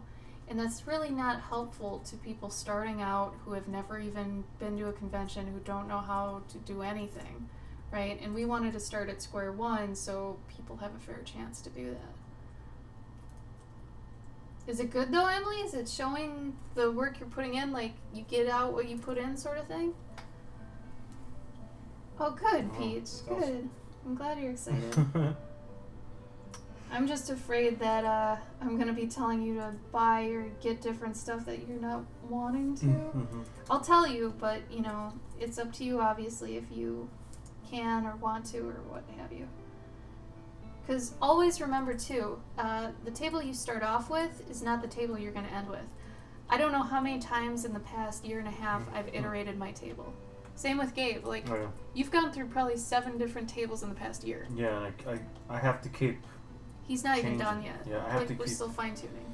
Yeah, you gotta, like, keep evolving And then especially when you start drawing different things, or you start adding new products, and you gotta evolve again. You know, like it's a constant. You're always gonna do it. So like, if I add one more book to my table, I'm gonna probably have to change my entire book setup.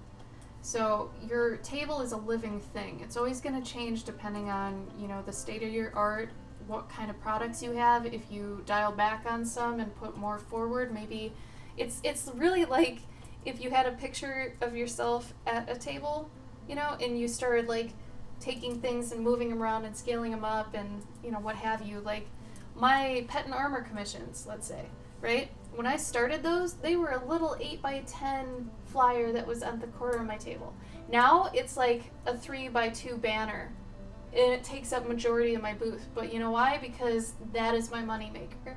That is the thing that I want people to just be drawn to, and they're drawn to it. Like, it's really good to have one thing at your table that's kind of what do you call it? The focal point. Yeah, focus piece. It's the focus piece, focal point, eye candy. The one thing that's, if people are walking, they stop and they just beeline it to your booth. It's good to have something like that. Oh, Red. You poor fucker. Faith, it's okay. Quit apologizing.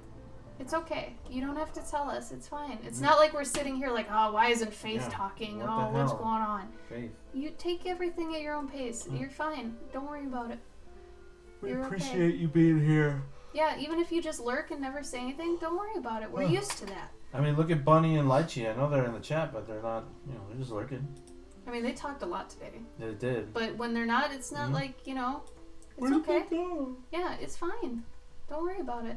Especially on Twitch. We're used to lurkers. Mm-hmm.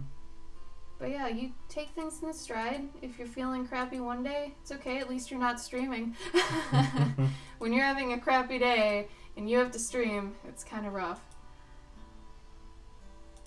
Del Taco parking lot con. Oh no. That's okay, Red. Wait. Wait, is it true? I'm gonna start talking shit about you. So that you chime in.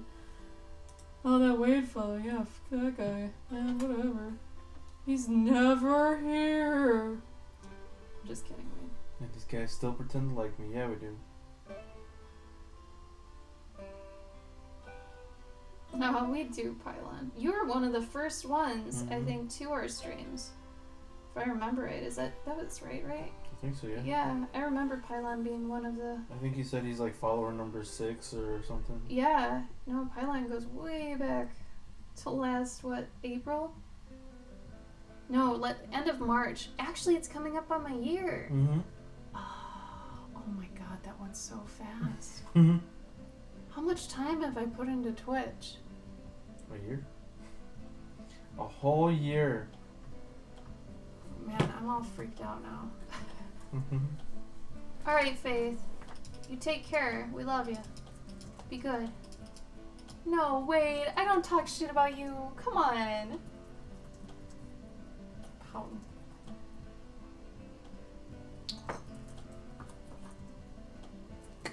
That's fine, Ray. I mean, I get it. We did miss you, though. And, we were talking about your streams and stuff. Have you streamed much lately, Ray? Or are you kind of on break from that for a while? Oh no, Wade. People talk shit about you? Fuck those people. What? It's not cool.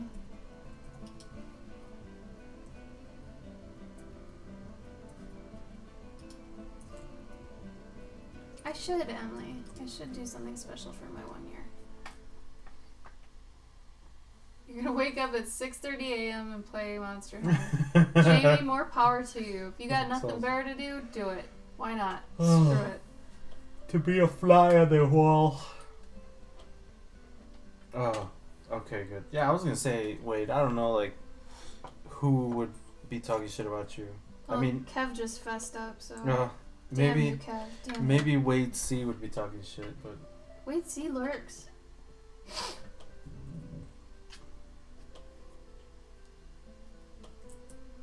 I want to eat a lot of food right now.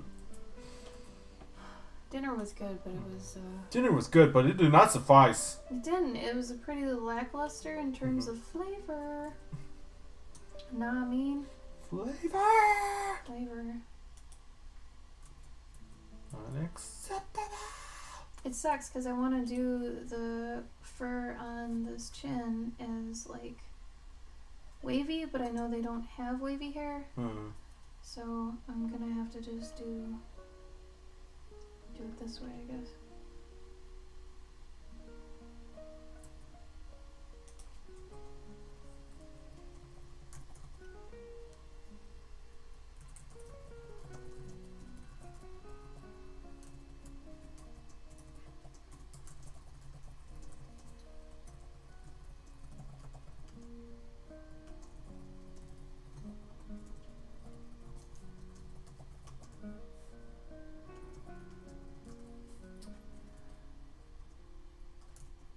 You are the Beyonce of assholes. Damn. Deep down, aren't we all just trolls?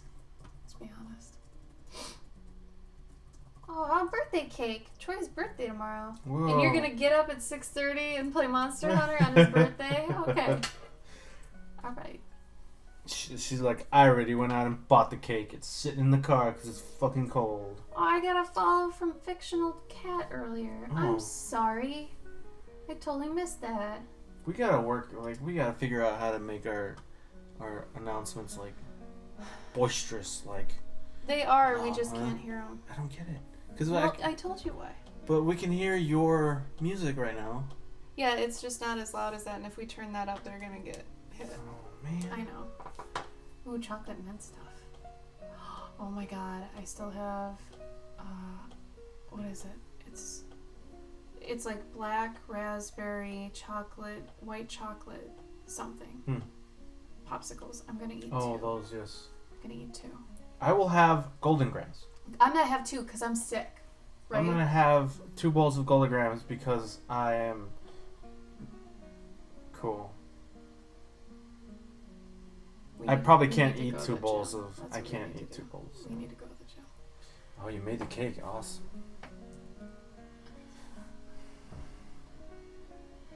But how would I get advice on? Yeah, this is syllable. I know. Okay. So that's a good question, Peach. And that's kind of tough. So it's good to have a couple people around you trust that maybe have more experience than you. So, I mean, we could help you with that too. But ideally, you eventually want to get to the point that you yourself can make those calls. So that's what I'm saying with, you've got a lot of content, right?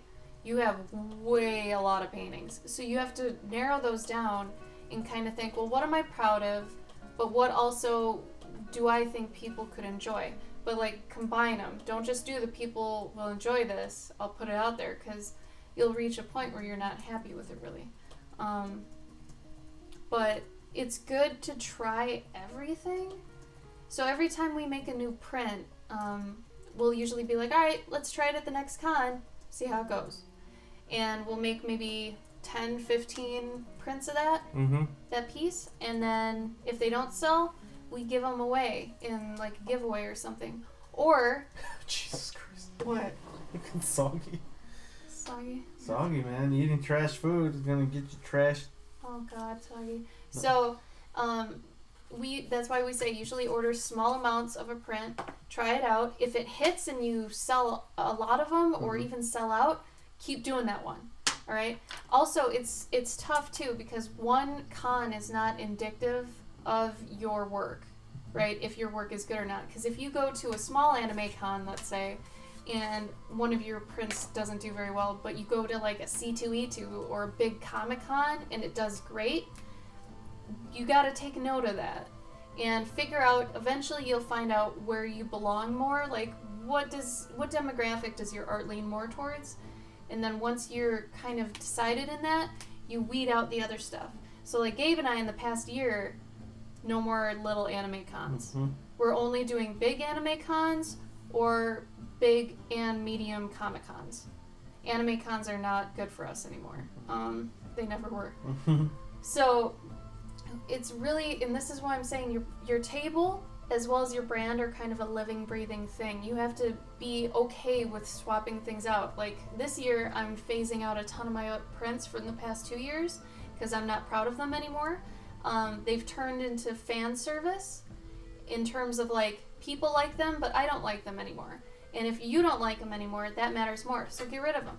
They're still on my Etsy, so people can still get them because I know they make people happy, and that's important. However, your convention table is like a compact version of your online store, let's say. So you want to pick your best stuff because you're going to have to travel with that. So you have to make sure it's small, concise, and your best work that you're proud of, right? Because you're going to be telling people about it. You're going to have to know how to pitch your work to people too. So also very important. Pitch. StonerCon.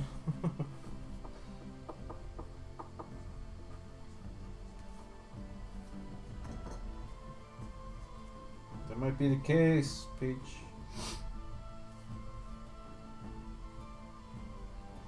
Yeah, and okay, so that's a great example.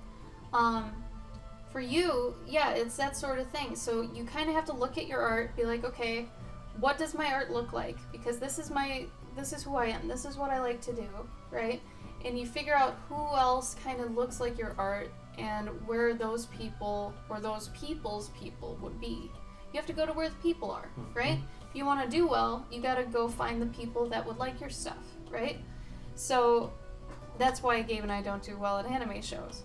But we do great at Comic-Cons. But for you, Peach, yeah, you definitely want probably like you were saying, art shows, because then you get a bunch of eclectic folks, you know, kind of hippies, stuff like that. And then, yeah, if you could do festivals, and like, it's going to be brutal though, outside cons, I'm not doing those. But if you can handle it and you don't mind heat, go for it. And then like you were saying, like, if you don't mind doing stoner stuff, they'd love it. And you know what sucks is that I spent maybe like 5 years trying to do anime conventions. Oh, you wasted so much time. And that's when I first started. And I kept trying to do them, and I wouldn't sell anything because all I was doing was original art. And then I was like, well, I guess I got to start doing what the people want, which was a mistake. So then I started doing what the people want, and then I started making a little bit of money. And I'm like, man, money is nice. I'm going to keep doing this. So part of the reason we tell you guys all this stuff we do is because Gabe's already walked it. Yeah. He's been there. Like, and what's really messed up is that I would do these shows, and my I guess my theory in life was, if I walk out of the show with money, then You won? Then I won. No. But the problem was that I was spending money to go to the show, but like, I wasn't keeping track of how much money I was making or how much money I was spending. But hey, if I left the show and I had more money in my pocket than I walked in with, then hey, I made money. Cool. And that's not smart either. And that's not smart at all. Actually, I'm going to write this stuff down so I can put them into more con docs. So that is profit.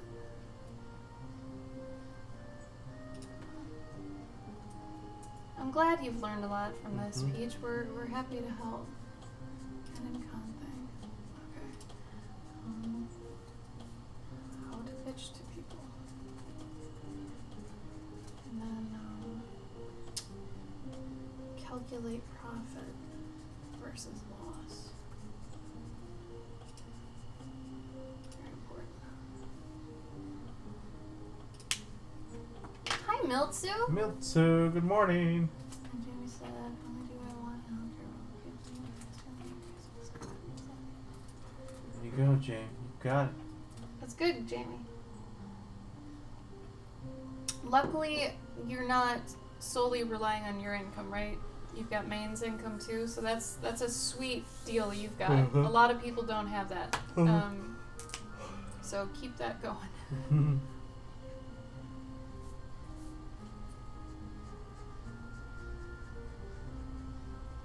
It's true, Miltsu.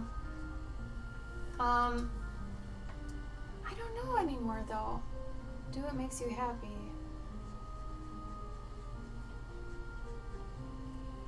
I almost want to say do what is the right thing to do. Because people could be happy selling fan art, but that's not the right thing to do. Yeah, so Jamie, it gets a lot more scary if you were taking your outlook on that and if it was just your income. So that's where Gabe and I kind of are. Luckily, we can pool our income, and we're both doing that sort of mentality. But when when that's your mentality and that's your only income, you have to kind of mix business in with that. And a lot of artists can't usually do that. So that's why freelance gets a little tough for people. But yeah. Fruity teas. Ah, Bonnie, I actually don't like them very much. What the hell? Oh, fruity teas. I like fruity teas. Gabe likes like mango peach tea.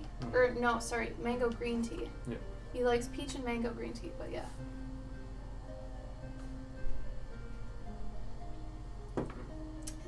It's true, Jamie, but at the same time, if each choice is money and you can't afford to make a bad choice, it gets scary. Yeah. So it's easy to say that when you got another bit of income, but it's a little different. Yeah, that was basically my like 10 years of my life. Wade, bye. We're not gonna talk shit about you. Yeah, bye. You know that. You're one of our favorites ever. You're the best guy.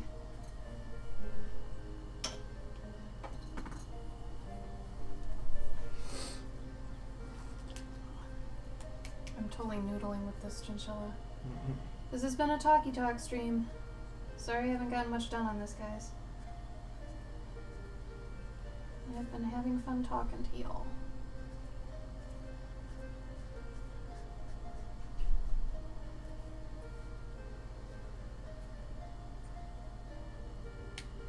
We can't talk about him yet. Not yet. Wait for him to leave. Oh, poor Wade.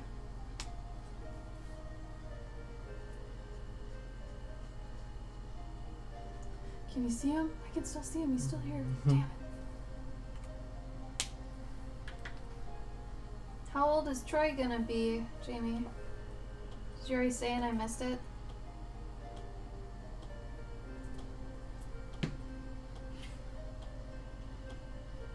Oh, well then I'm glad we had it then, Jamie. I'm glad you got something out of it.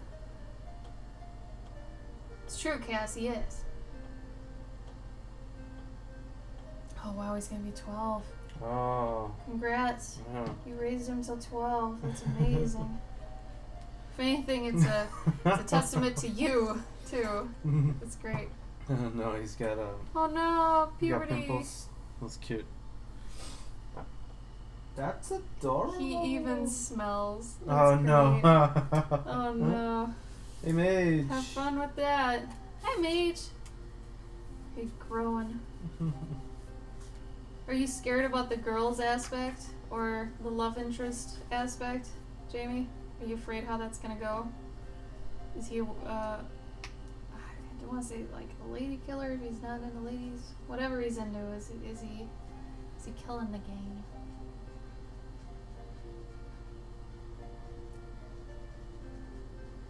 All girls love it.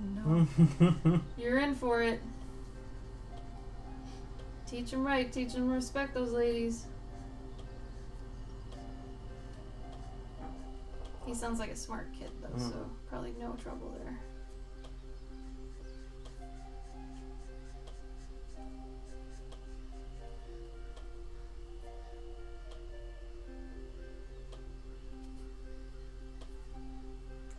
Peach, I got your email, but I'm probably gonna look at it tomorrow if that's okay.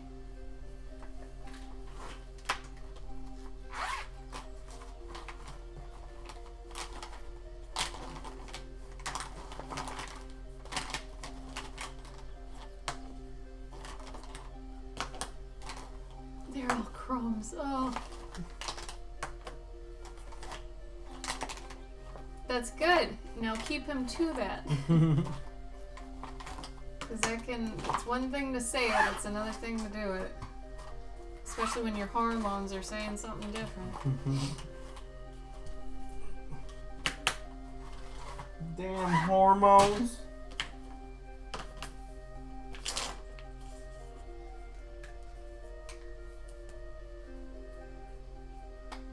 Well, I put together 2 nightstands today. That's what I did. Didn't I, Gabe? Sure did. They okay? They're wonderful. Well, I do the power tools in the relationship.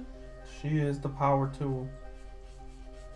I mean, I'm Papa, so I guess that makes sense. I wash the dishes like Mama should. Whoa. I could see that, Jamie. That's gotta be tough. Seeing your kid grow up so fast. Yeah, totally. That would suck.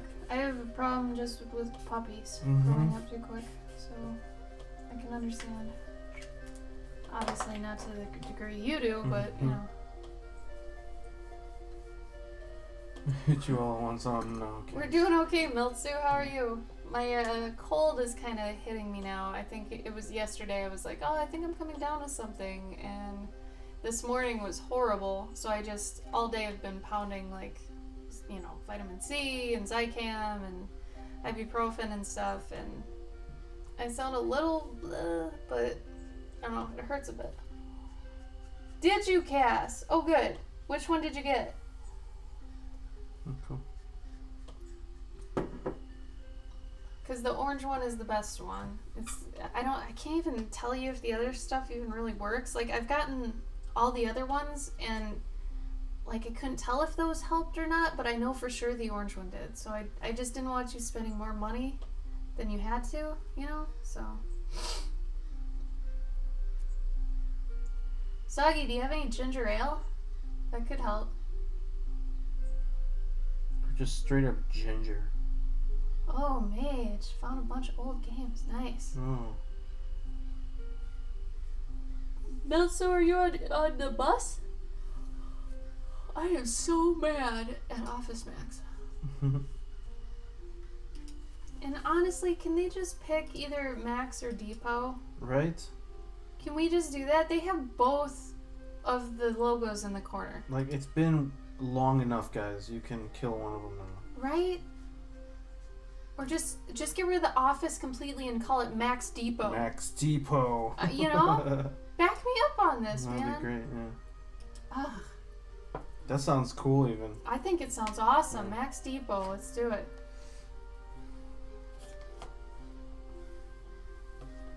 The cleanser is the one I ended up like still holding on to. I even had ordered a second one, so it's pretty good.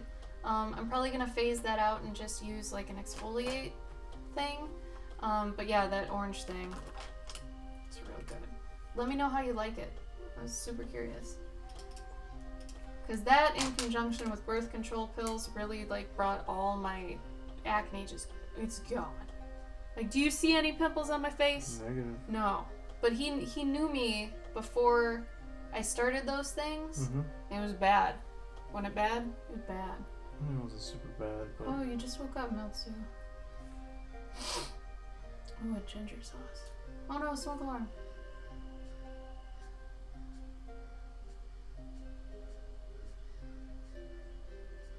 Soggy, you might be pregnant. What did you eat today, Soggy? Maybe it was something you ate. You could be having like an allergic thing even.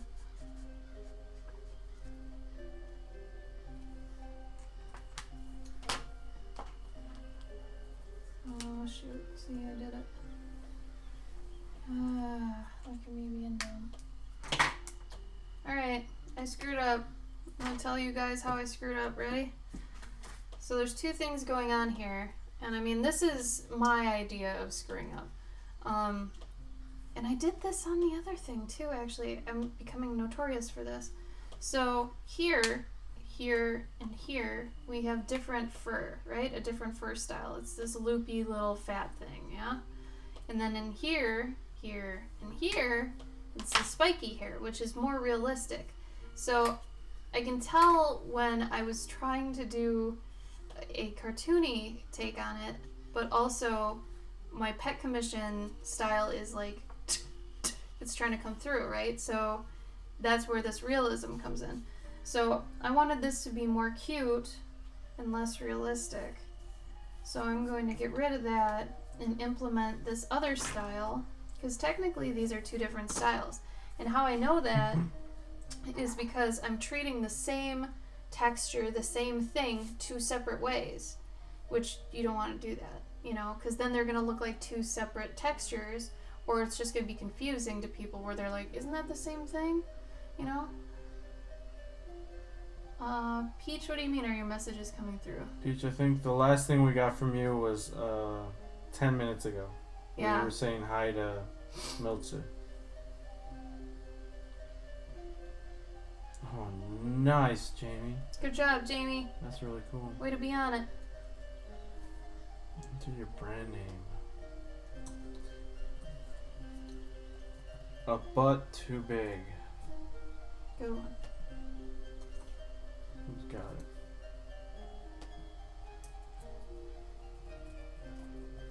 Oh man, I can get it everywhere except for Stumble Upon Stumbled upon? and Ello and About Me.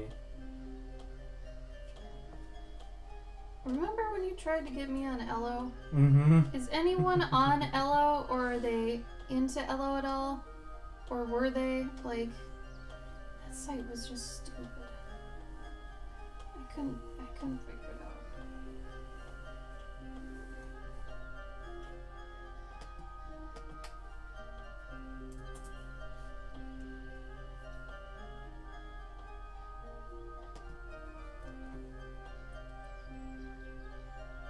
Max Depot was taken? No! Damn it.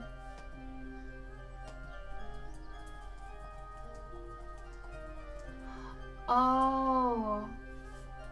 Peach, so if you write too much, you're gonna want to break it up if you can, because if you write too much, Twitch actually, I think it sees it as spam or something, it just won't go through.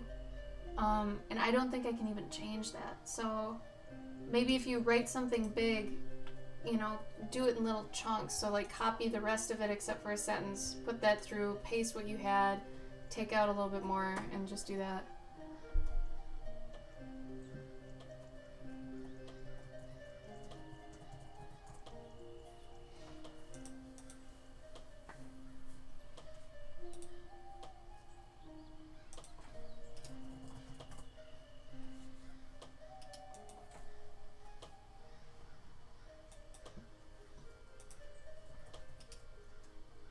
Hey, Sketchios. How you doing? Hello, Revisualize. How are you? Whoa, revisualize. Oh, Pylon. Cute. That's cool, man. Good work. Was that from your head? Or did you have like a still life?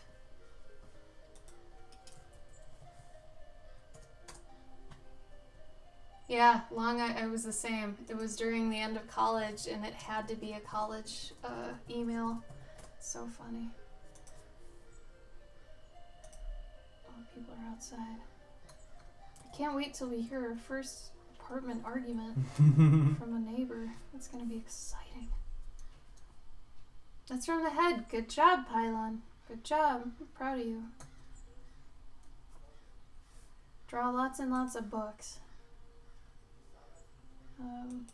Because a lot of them actually are different. It's funny. I didn't think about it until like I actually started drawing them, but there are so many different types of books. It's crazy.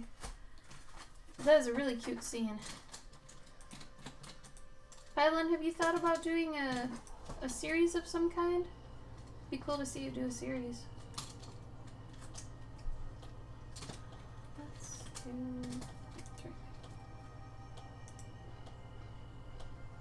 Well, thank you, Revisualize.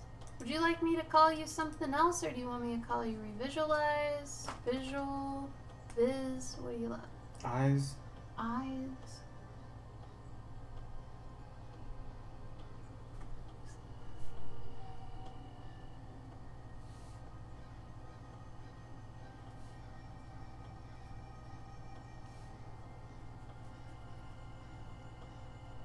Okay, I can call you Revisualize if you want me to say it each time.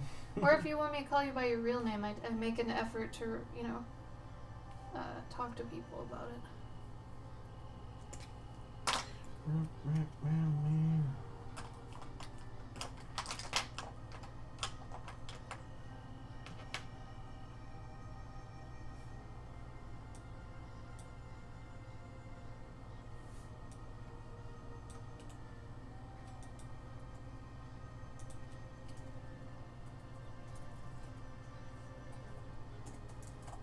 It's true, Peach. The problem is that fan art isn't morally right. It's stealing. So that's the part where when you say, oh, everyone can, do their own thing and be happy and whatever, are you really okay with people stealing? Like how, if you saw someone stealing something that was $4 at a grocery store and you get mad about that, wouldn't you also get mad about someone stealing money from an IP if it's like $15 in a print? That's where it's like, yeah, if they're happy doing it, sure, but it doesn't mean it's not wrong, Good, Mage, that's great. What do you think, or visualize? Do you have like art stuff out there too? Like, do you have an Instagram or any art junk? Yeah, Are you an artist? You should check out that website. See what else you can get.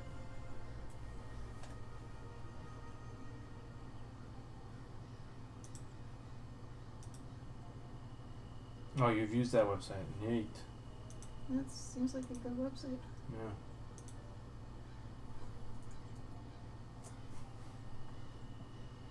Yeah. Ooh, Pylon, do it. That's a really good idea. I would love to see that. That's lovely. Do it, do it, do it. It's tables of people. Yeah, so different occupational tables. That's really neat. It's a good idea.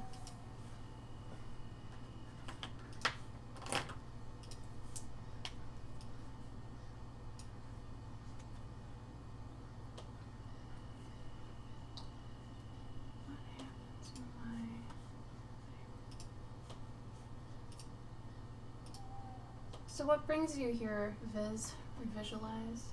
What do you like? Try a lot when you were homeless? Oh. Oh, wow. Interesting. Well, congratulations. And apparently not being homeless anymore? Yeah. Or if you are homeless still, I'm sorry. You got a computer though. Something. Oh, their noses are way down here. Interesting.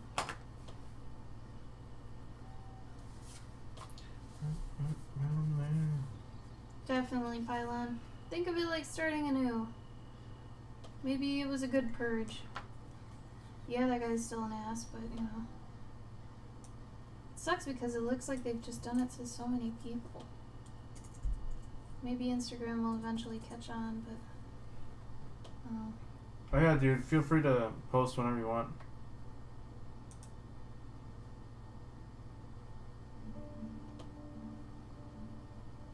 Well, keep at it, Jamie. Sometimes it takes a while, It's not supposed to be easy. Mm-hmm. Oh yeah, no way. Definitely not. I mean, I would hope you'd take a lot of time on it, It's very much it's extremely personal, It's your journey, it's part of who you are. It just sucks that when I had made my old one, the one I'm ashamed of,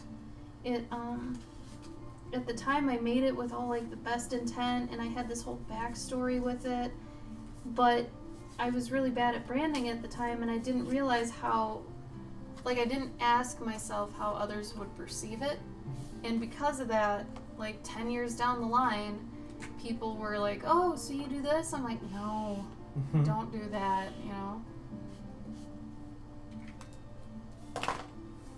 So it's one of those things, you have to look at it from a view of what's good for me, but also at the same time, what do other people see?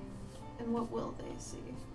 I think also, how can this be good for me in the future? Yeah. Longevity. Yeah, staying power, all that stuff. Is it something, it's kind of like getting a tattoo. Mm-hmm. Hopefully you're getting something that has always kind of been you, will always kind of be you, that you can wake up every day and be like, yeah, I like it still. One of those things. Oh, what was my old brand? This was my old brand. Oh yeah, totally, Mage. Sometimes I do dibujo, in Spanish. I used to do the Japanese word for illustration, I think. Yeah, no, that's good. That's good. Actually, I had a stream on that, Mage. I don't know if you were there for that, but I had a stream on, is it okay to appropriate other languages' hashtags if you don't speak that language? So, like, the fact I know some Spanish, I feel like I can use some Spanish words. But, like, if I was going to write in Italian or French or whatever, like, I feel like other countries can use English because American stuff is kind of belongs to everybody, right? But the reversal isn't exactly true. Or it can be looked down upon, or, you know, people might be upset with it. So where I had this whole stream where we were all kind of arguing, honestly, about, you know, what was okay, what wasn't, and it ended up being this stream about what's America's culture, actually. So it got very heated. It was really interesting, but it was all started because of that. Pylon, how could you remember when I was hard shell art? Oh, Pylon. Because he met us Twitch. I think you were talking about all that stuff at that point. Because you were still trying to rebrand and change out your stuff. No, I was Cloverkin the minute I hit Twitch. No, I know, but you were still trying to, like, we were still talking about, like, getting your, all your other things, like, changed. Because you started streaming around March, and you changed your branding, like, in January, I think. Thank you for the follow, Spalika. Oh, what are you looking to get commissioned? Revisualize.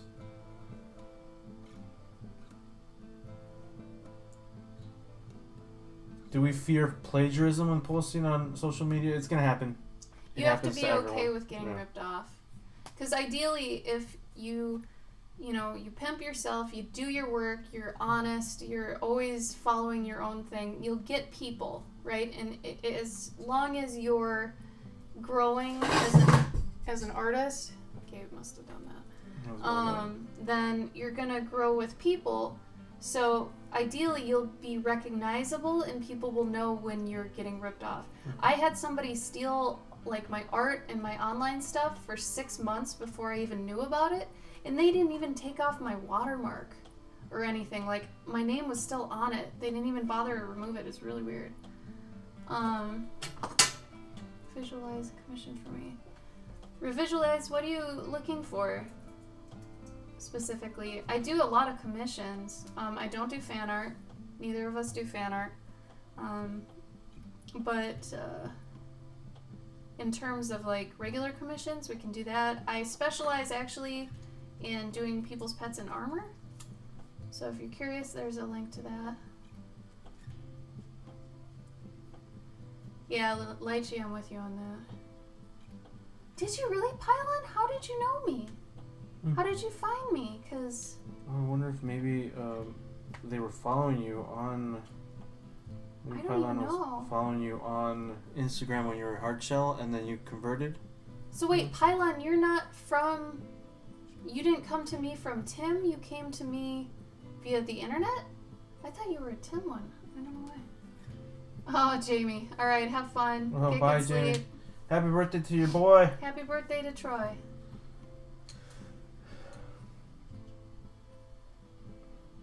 Oh, well, visualize. I translate pets' personalities into D&D and RPG classes that suit them, so I kind of do the D&D thing every day.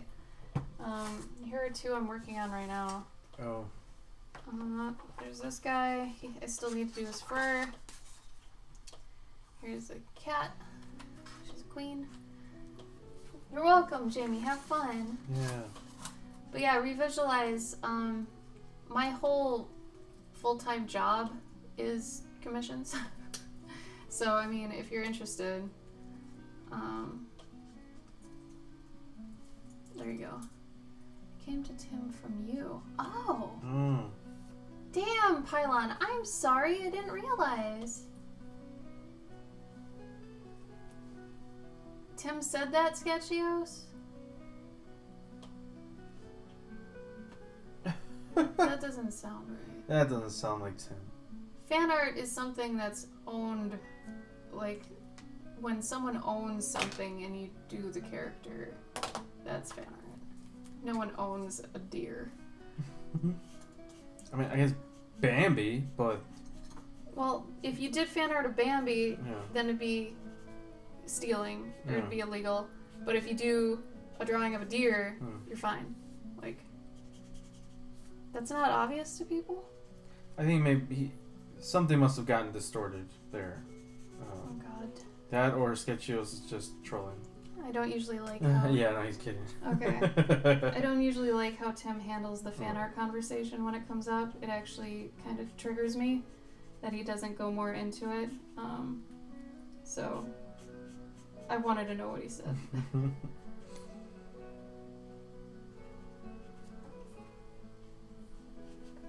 How could he say it on any note? That doesn't even make sense.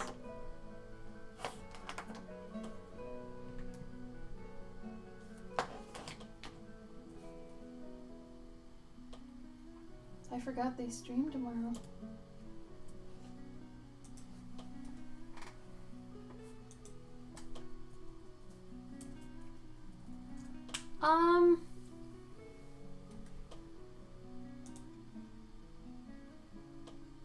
You mean just like print them out and have them at your table when you're playing?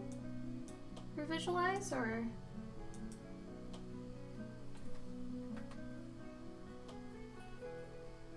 Guess I'm not sure what that means. I just actually did a commission for someone of a book since they saw my book, so if you ever want me to draw a specific book you might have from your D&D stuff, let me know. I can totally do that. I actually think it was pretty cool I got a commission to do a book because of my books. And that's honestly how things should work. Like, that's your ideal situation. You're drawing things you want to draw, and somebody comes along that needs you to draw that thing, and you already like drawing it, so guess what? You're drawing it for money now, you know? You make a job out of it. That's how that works. Or at least that's how it's supposed to work.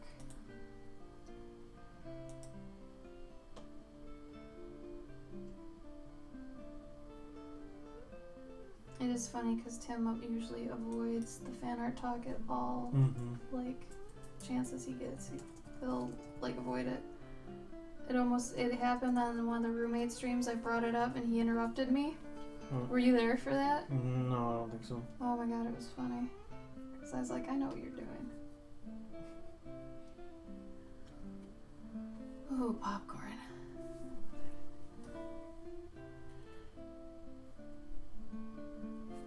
Sketchios, it's 100% wrong. Here. There's no gray area. It's 100% wrong. Technically, selling it is 100% wrong, and just drawing it is actually wrong too. If you watch this video, and if you go to this site, it'll help you. So, I don't know who you're talking about, but both of y'all need to educate, okay? Do not sell it, and if you do make it, and you want other people to have it, give it away for free. It is not yours to sell. That is not yours. Yes, the Nightshade gets it. There you go. Kev, stop saying Banner. Kev, I thought you loved the brands. Oh, that's Kent. I haven't seen Kent for a while. Yeah. Is it the way I say fan art? Is it bad?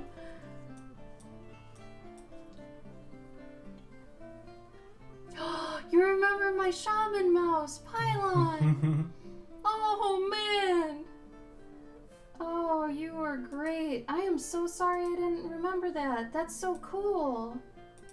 I feel so good right now. Thank you. Thank you for following me for this long. I had no idea. I thought you came to me from Tim. That's so... I guess I kind of assumed that with everybody lately.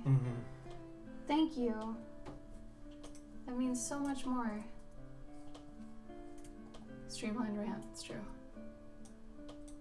Yeah, it's true. Okay, this is a good example. Gabe, will you grab my powder over there? This is the only time I'll let Soggy win at this. It's in the cupboard, Gabe, come on. I don't know what powder. Yeah, for the popcorn. Come on. Soggy, this is the only time you get to win. Okay? This is the best stuff you can ever put on your popcorn, hands down. It is so good. It's amazing. It's just white cheddar popcorn seasoning. However, I don't know how much of this is actual cheese, but this, I will give you, Soggy, is a condiment. I'll give you that one. That one. Real cheese is not, but you know. Oh, Pylon. You're making me all feel funny.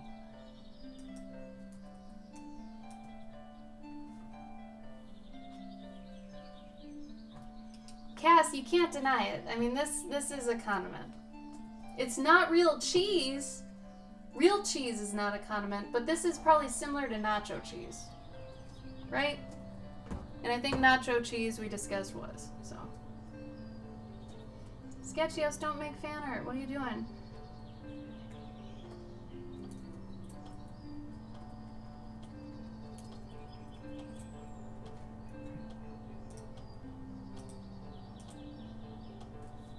Yeah, why you, if anything, Sketchios, you're wasting your time as an artist. Don't even think about the stealing aspect, because that's obvious. The underlying thing is you're wasting your time. Every time you're drawing someone else's character, you're not drawing your own. And you can't use those in any way to further yourself. So they're really fan art's training wheels. So you're doing yourself a disservice, you know. You're better than that. Emily.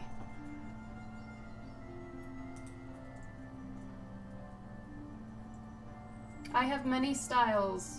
Okay, revisualize, but here, I'll link you. I have many styles. Lots of artists have different styles and can do many things. Try not to write people off.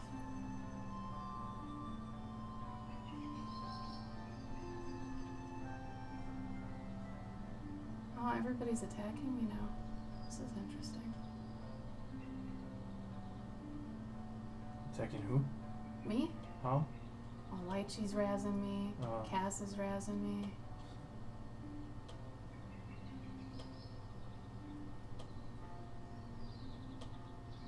Only if it's hard porn.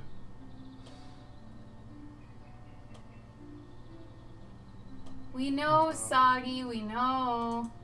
Gabe's gonna do it. Mm-hmm. When weren't you gonna do it tomorrow? Yep. Actually, weren't you gonna do it on the stream tomorrow? Right? Me? Yeah. Yeah. Wait, what was the third one? Third what? You said 3 commissions. Oh. Oh, maybe Cass. Oh, Cass's. Hello, Basel. Hi, Basel. Hey, Cass, remember to get tracking numbers. You'll want to hold on to those. Mm-hmm. Anything you sell, you're going to get somebody being like, hey, man, you know, where's my tracking number?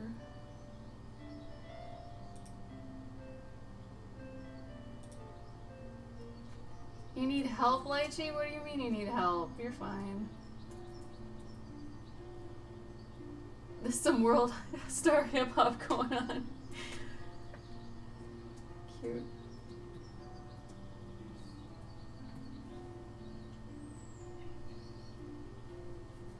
Twitch helps me deal with my demons.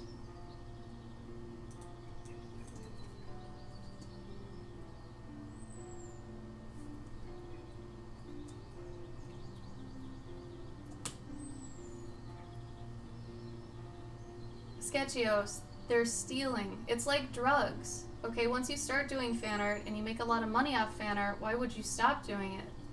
Right? You'd be too scared to quit. So just because they're successful, they're not a successful artist, they're a successful business person. A successful artist is someone who will always do art from their head, in their heart. That's an artist.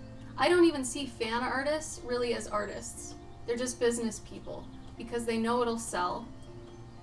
They just want the money, okay? You're successful when you can make money off your own ideas.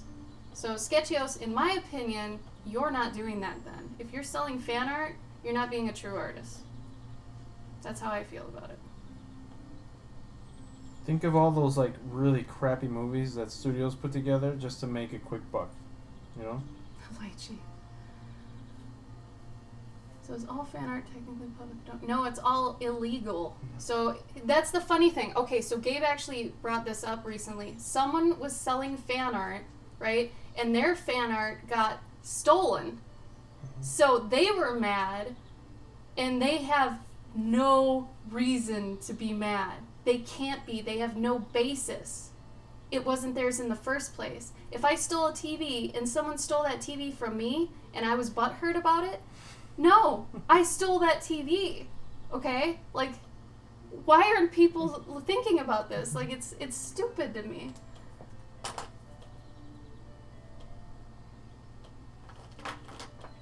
Ugh. Get the vapors. Palpitations, y'all. Palpitations. Turkish Star Wars. Oh, Lychee, chill. There isn't, though, Revisualize. Here. Go watch this and get back to me.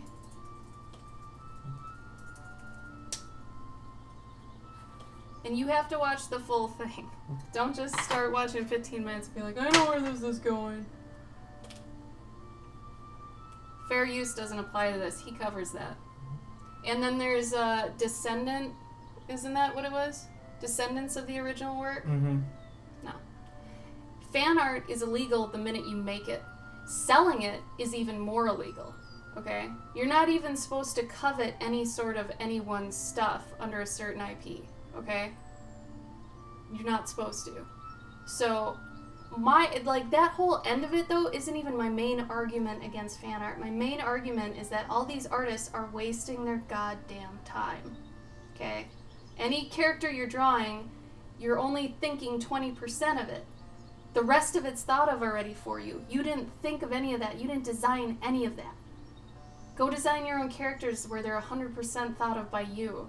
Because your creative muscle is just gonna die. Okay? Like, it's crazy. You should, Mage. So that's the other funny thing. People are doing portraits of YouTube stars and selling that. That's wrong on a different level where you're doing someone's, like, what is it called? When you're taking their likeness. That's why when you see a lot of movies, it's like any likenesses to these people is just a coincidence and blah, blah, blah, blah, blah. You're not supposed to make money off someone's likeness either. Like, that can involve a restraining order if somebody wants to. People are dumb. And my problem is that a lot of the younger artists that we see at conventions, because we go to conventions all the goddamn time, these kids don't know it's wrong. And they see someone like Sketchios is talking about that has a giant booth that's making tons of money, but none of the stuff there is theirs. That's not their money. They're taking all of that. The problem is they're probably not even making their own art on the side, and they're just pumping out fan art because they know it can make money. It's not good. It's not good, man. And don't use the 50-50 BS. Like, if you've got 50% original work, 50% fan art, you're still doing bad. You're not there yet. Cool, Visualize. Kev. The local sporting event. Funny enough, the Super Bowl was in my home state.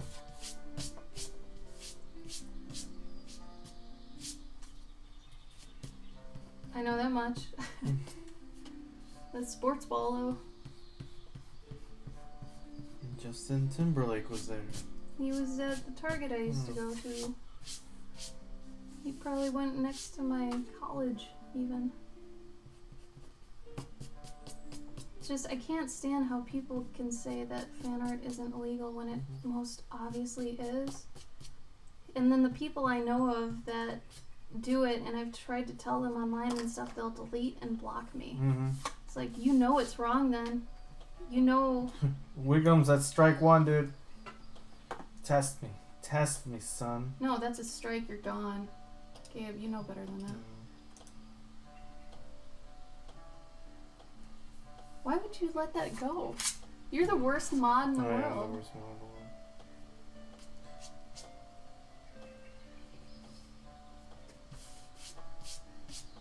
Damn it, I thought the website would save me from my ranting.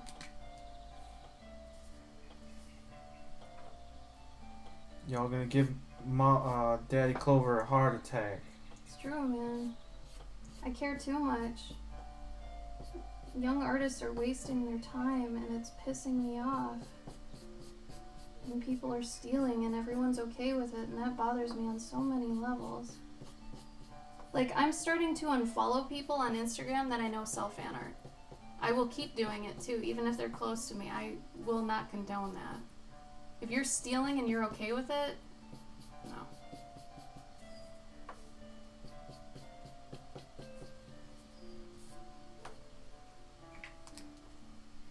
The problem with doing it and not selling it is still just that you're wasting time, in my opinion. At that point, it's my opinion that I feel like you should be doing something else. But I can see that it's, you know, it's serving other purposes when you're just doing it for you. I get it, but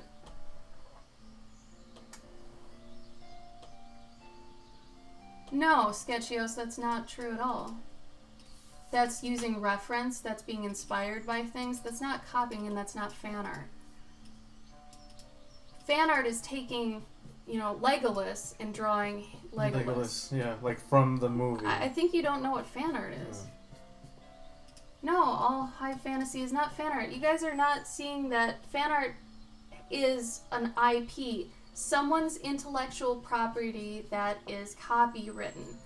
If you are taking something from a brand and drawing it, that's fan art. Okay? You guys can't take a genre. Mm-hmm. You can't do that. You can't copyright a genre either. Sorry, Peach. It's because I get really heated. Like, I'm angry. I'm angry about it because I know it's wrong. It's like if you watch somebody repeatedly steal from a grocery store and they just were fine with it and everyone else was fine with it. And you know it's wrong, and you can't do it because you can't bring yourself to do that. Like, you get upset. I am upset.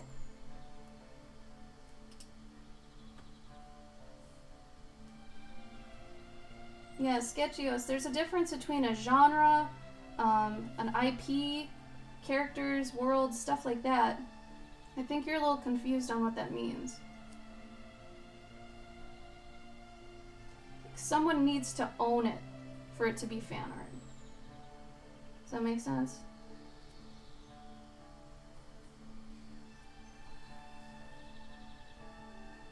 Like, someone thought of it that wasn't you, you know?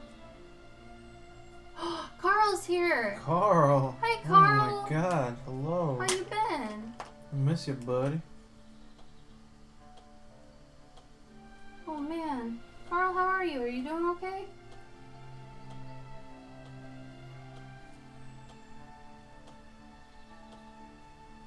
Did you end up finding another job, or how's that all going?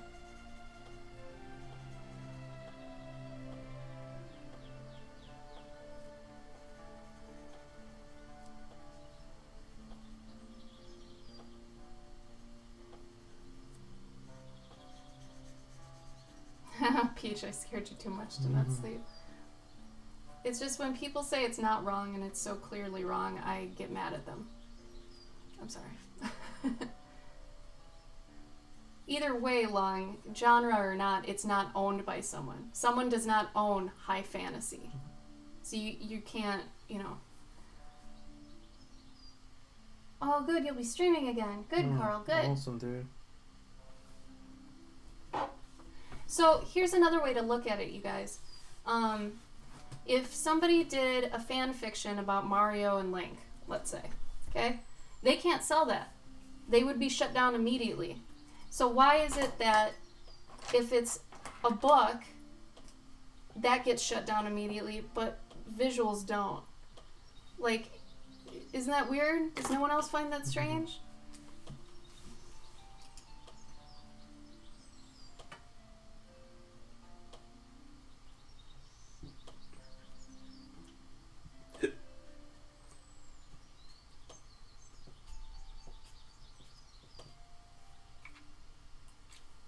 Yeah, I've heard of food stylists. Yeah, they make food look extra pretty. Oh. Like they'll gloss it up or something, or use like water to make it look, better. Well, what will they think of next? I mean, that's been around forever. Mm-hmm. That's why, I mean, look at the Burger King menu. Yeah. And then look at a Burger King burger. Yeah. Food stylist.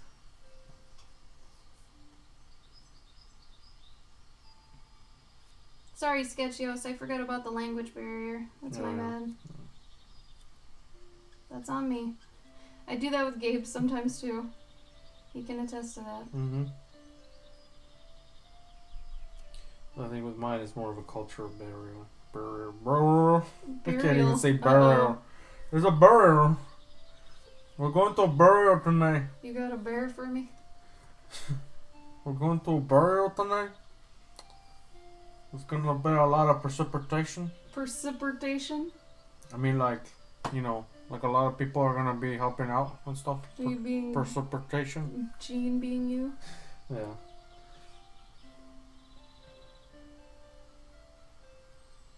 I think if I ever quit Twitch, it'll be because I can't handle Mm-hmm. those sort of arguments. Because I hate arguing on the internet at all. Mm-hmm. But like, arguing these points always gets me crazy.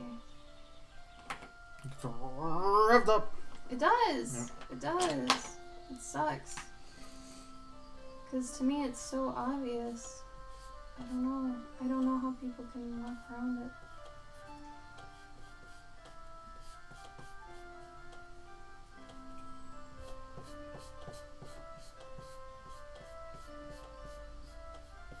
Oh yeah, Sketchios, being inspired and drawing it directly are totally different. Mm-hmm.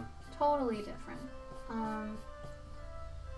I mean, like, a lot of your style will come from taking elements from different things and incorporating them. That's not stealing. That's oh my god, I wish I had the book. So there's a book called Steal Like an Artist, which technically is about taking things from other things and synthesizing them into your own thing. That's different than drawing a character that people can recognize, from like an IP. That's totally different. What you're doing is fine.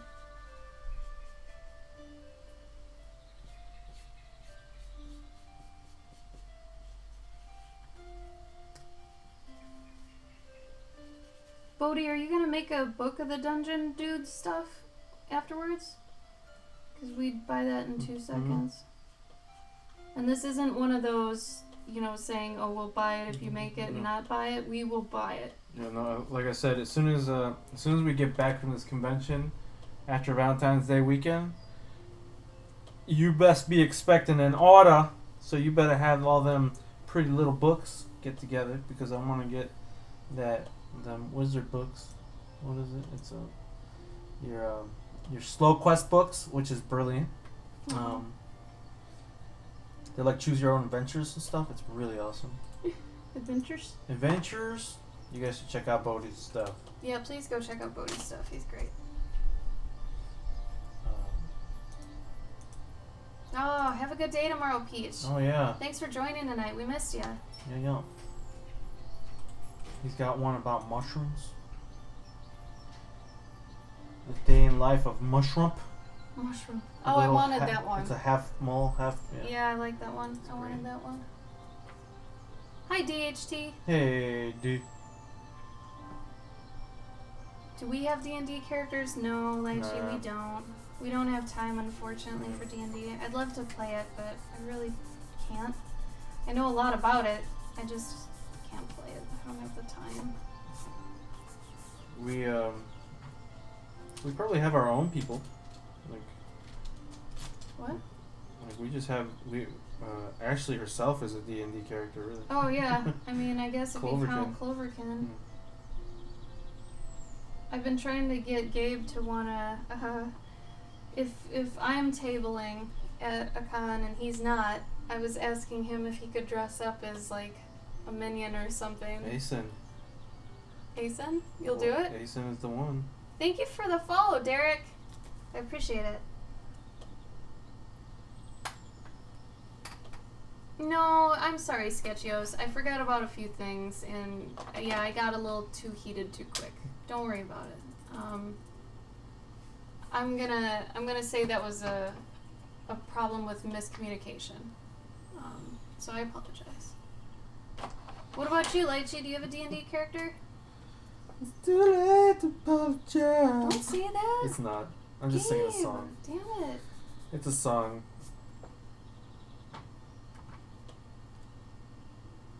Gabe's already got elf ears, technically.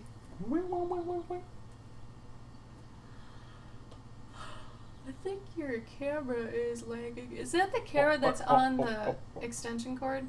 No. It's not? No, because this one has to be an extension cord because it's further that's away. right. Yeah, man. Please, Bodhi, anytime you have like eternal hosting privileges, please do it.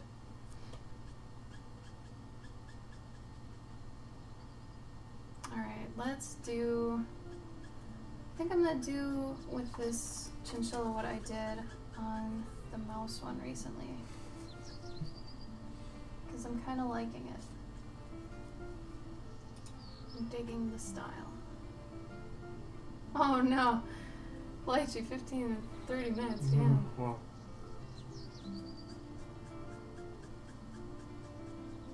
That's true, Emily. It's a great lesson. It's one of the most important ones.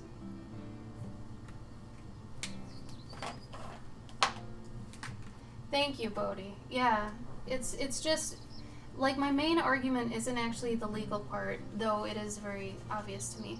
But it's more that to be, like you say, a healthy artist, you know, younger artists especially need to start working out that creative muscle to be able to synthesize ideas, to think of their own ideas, to brainstorm things, to design things on their own.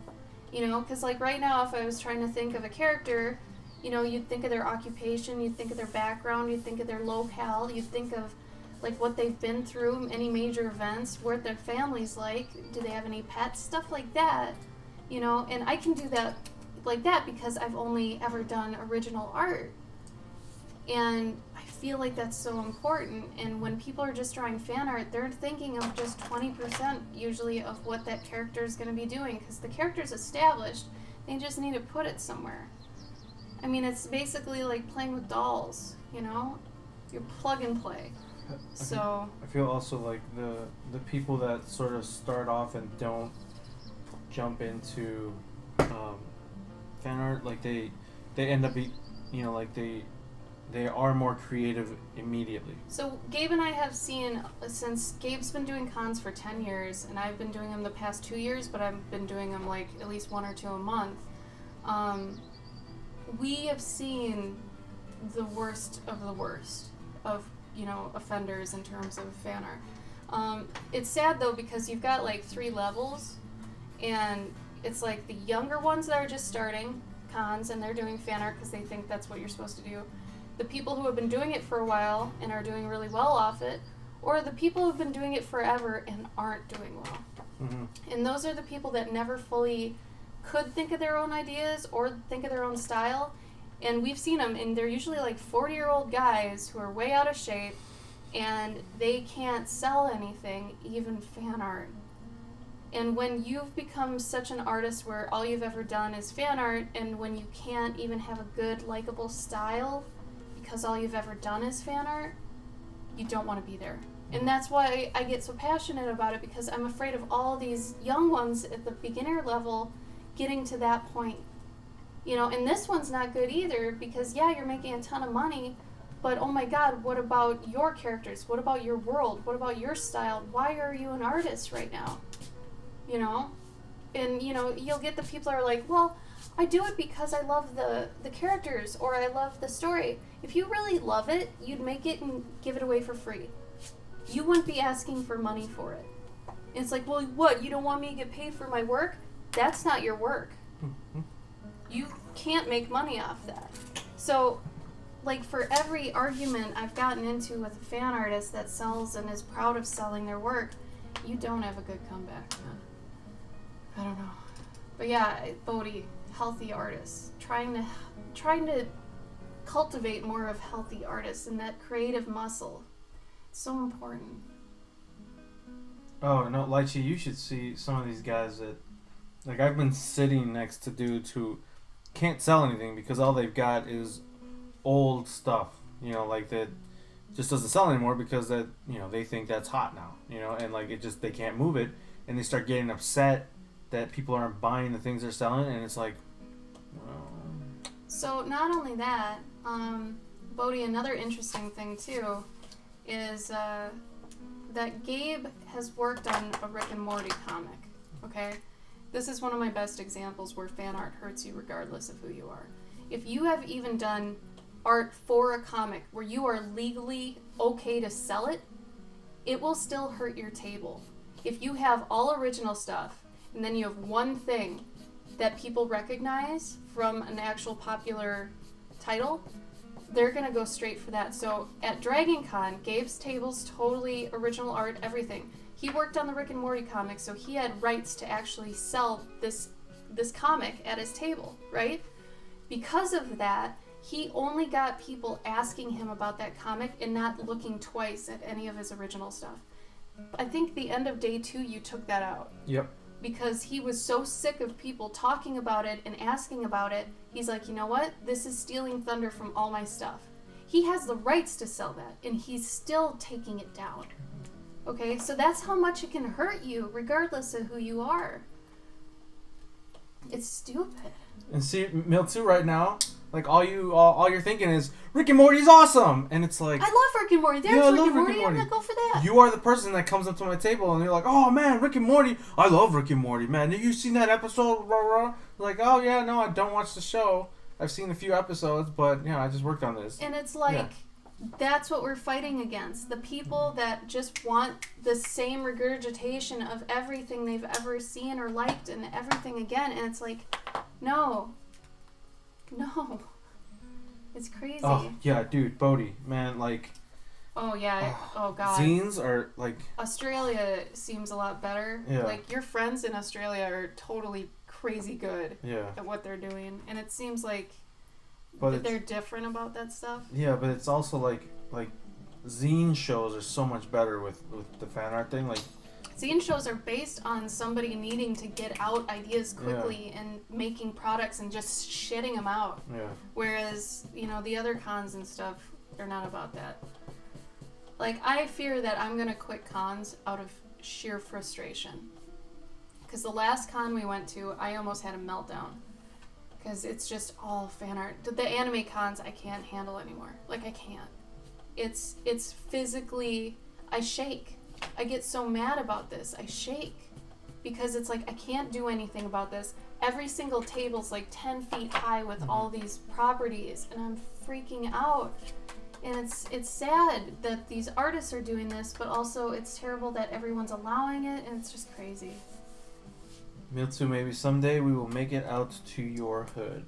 Maybe, Meltsu. It's okay, Nightshade. It's people like you, though, that make what I do worthwhile, and, you know, I try to cultivate things with you because you're a fantastic fan. And we owe you so much, so many thanks. You're fantastic. And I love that you appreciate original art and you see the value in it. Oh. I'm forever in your debt for that. Good night, Mage. Night, Mage! Yeah, get the sketches out. Yeah, get it. Good job. Oh yeah, Bodhi. Yeah. America's way worse about it too. That's all the reason they were in there. They were like, oh, I want to do this for this company and blah, blah, blah. And all they did was fan art. And it's like, oh, it's going to hurt you. They are sketchios. They 100% are. It's so bad. It's just, it's maddening being that, like, my whole table, all of these things are from my head. 100%. I own all these. I can tell you anything about all these things. They're mine. But to the right or the left of me are people that don't own anything at their table legally. And they spent this time, hours and hours on these pieces that could have been spent on their stuff. Hey, by the way, fun fact. Let's say you were drawing something, you know, like fan art, and the creator of that property was at the show, Oh yeah. they can rock up to your table and be like, you have to surrender all of that to me and any profits that you've made off of that. This is the Like, scary part yeah. no one talks about too. That Like, they could do this. They could do that if they wanted. If they wanted to. Yeah. But the thing is, no one will, and everybody always asks me, like, oh, if fan art's so illegal, why is everyone okay with it? And it's because that the people that technically own it, they see it as free marketing. If anything, let's say you were a fan artist, okay? And you're selling fan art, right? And you're making money. You think, oh, cool, I'm, making money off this property, whatever. They're making money off you, and you don't even realize it. You're the cheap marketing, the guerrilla marketing that they want out there, and they're getting it for free, basically. So the whole reason Marvel and Disney and stuff don't do that is because it would cost more money to go shut down little guys than it would to just let it happen and to get the free advertising. So in no way, from the fan artist's point of view or the company's point of view, is anything from a good place. The intention all around is horrible. I don't know. Oh, Kent's here! Yo, Kent, you've missed What's it, up, man. brother? Like the past hour. Yeah. It's been what you love. You know? Oh yeah, dude, Kev, like you know what's You up. might man. want to listen to the rest of this. It's your shit. Kev knows what's up. If it's not Spider-Man on the cover, you can't sell it. It's so much harder. Bodhi said, how do you feel about fan fiction? So I covered this earlier, where it's like, I feel like it's still a waste of time if it's for personal use, because you should be writing your own stuff. Those characters are already established. If you write a fanfic with characters you already know, you're not creating characters, so if you ever write a book, you're not going to know how to create a character. Okay? So that's where I feel like it's detrimental to an artist, but also you can't sell that fan fiction. I mean, unless you end up like turning, the names around. But at that point, if they're really well designed characters, people are going to see who they are regardless of what their name is.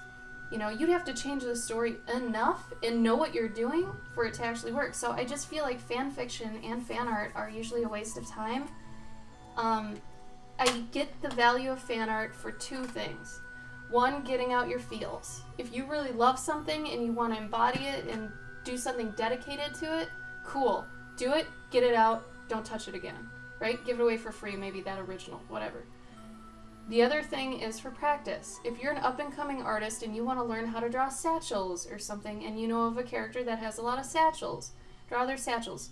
Okay, but really you should be drawing them from real life. Regardless, I could see that because I see fan art as training wheels. So every time you see fan art now, think about it like that artist only did 20% of work on that, and they're selling it for as much as my 100% thought of work. I don't know. I guess every time from now on, whenever you go to a convention, just look at that. Kev, it's true from a retailer standpoint, but think if everything was original, Right, like, if that little indie section, somebody comes in just for that indie section, they're gonna pick their favorite out of that. So what I usually tell people who have 50-50 table, where 50% of it is fan art, 50% is original art, is you're not justifying it by saying, oh, I have some original art. No, you're hurting yourself. Mainly because of that reason I told you with the Rick and Morty thing with Gabe. They're not looking at your original stuff, okay? They're looking at the stuff they know.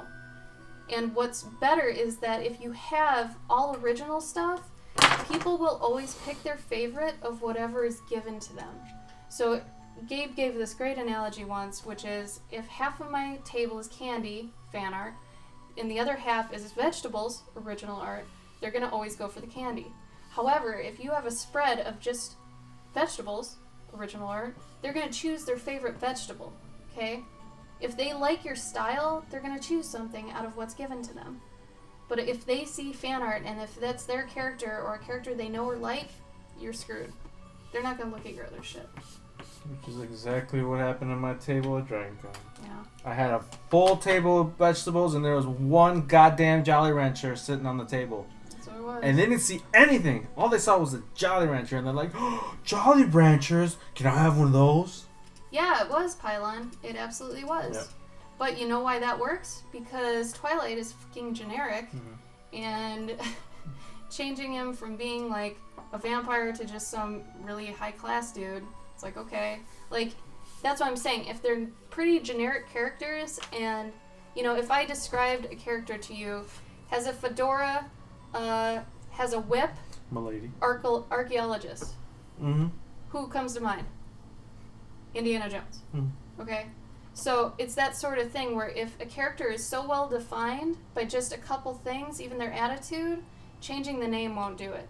So you have to be a good writer to actually change your fan fiction into being an actual story. I really think that the 50 Shades chick got lucky. Yo, Sketchios, yeah, those sites that sell like T-shirts and stuff with fan art on them, they constantly get like cease and desist letters. Like they get letters from lawyers saying you gotta shut that down, and then sometimes people don't see it, or again, like if Marvel, you know, like Black Panther's coming out this month, like they're not gonna go shut down a bunch of people unless like there was one dude who sold like 100,000 copies of some print, right? That's when Disney stepped in and they're like, yo, what the fuck are you doing? No, you can't do that. But if it's like, you know, John in Wisconsin in the middle of nowhere selling like 2 or 3 prints, they don't care. They're not going to waste their time. No. Because it's advertising. Yeah, that's what I'm saying. If it's not too much money that they're losing, then it's free advertising. If it's too much money they're losing, they're going to send the hammer. And, I mean, you'd have to be making a lot. It's not some 15-year-old girl at an anime con doing some Naruto shit. Oh, poor Carl. Why? He drew like one Pokemon and people kept asking, where's that Pokemon's trainer? When are you going to draw a Pokemon comic? That's what I'm talking about. Bye, Meltsu. Bye, Meltsu. Something that was great, too, that Spongy, who's usually in here, personally sent me this wonderful clip from this guy's Twitch stream, and he was drawing fan art of like 50 hot girls from various things in the same picture, right? But someone was like, so are you gonna sell that? He's like, no, actually you guys can download this after I'm done with it for free, because none of these characters are mine, and it's not good that, you know, I sell them. They're not mine, and I'd rather give them away for free so everyone can enjoy it. That's awesome. That's better. That's being a fan. That's being a fan. When you actually give away something you've made out of love for free, you're a fan. If you're trying to make money off that thing, it's the intention is changed from love to money, and that's a bad place to be. Okay? That's the difference. That's the absolute difference. So, am I upset I got banned by the person that I challenged about them making fan art and stealing from the person they were? No, I'm glad they banned me. Because you know what? That means I got to them. And they need to know. Okay? They all need to know.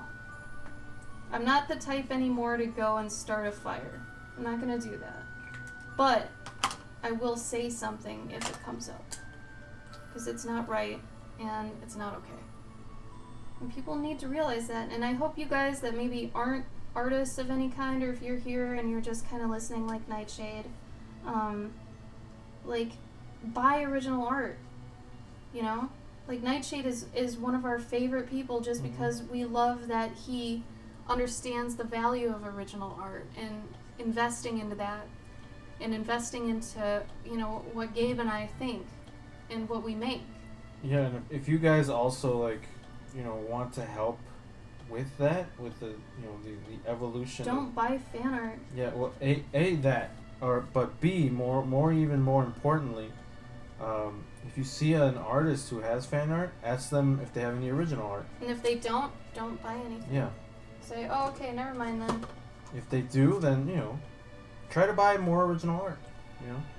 Because then those people that don't sell their original art because they don't think it's going to sell, well, then maybe next convention they're going to start putting out more. Or maybe that one that they sold that was under the table, maybe they'll pull that up and replace it with another one, you know, and then hopefully that continues the thing. It's good feelings, you know, spread good feels, help people out. You know, and what's scary is the people that say, oh, I can't stop selling fan art because I have bills. It's like, well, get a different job. get a job to actually support your bills. Don't keep stealing. It's like you need to steal to provide for your family. It's like, that's not an excuse, guy. You're still doing it wrong. I know some of you think I'm extreme, but if you really think on it for a while, I think you'll get to the same end that I have. Hello, Chrissy. Lovely little parrots you've got there. Oh, cute. Is that a parakeet? Looks like it. Hi, Christine. Hello, Heather. Hello, Heather. And Morbid Chaos. What is happening? Did you Hey, guys... Chaos. Did you guys, Oh, raid yeah. without raiding? The Hound, thank you for following. Polished perspective. Ooh. Are the parakeets from someone's stream? Oh, they're so cute. Well, welcome, you guys. It'd be cute if they all just spoke in parrot That'd be very cute. for the first, 2 minutes. Oh, you don't raid? How come? Oh. Oh, okay. You just don't want to disrupt or something? I get it. Well, thank you for the non-raid raid. Sorry if you came in during the heated stuff. It ran. Is a budgie. I do like a budgie. Yeah. I used to have a budgie. Did you? Her name was Marge. You had a bird? I had 2 birds. When? 2 budgies. What? Yeah, I told When? you. Remember? No. When? One of them was named Marge, Marge. and the other one was named Baby. Baby. And Baby, you would tell him to step up, and he would go step up, step up, step up, and then he Aw. would step out on her finger. Thank you for the follow, Napix. Welcome. Welcome, welcome, welcome, welcome. Alright, for those that were here beforehand, I'm going to come off the soapbox. Because I know when I get lit, it's a bit much, so I apologize.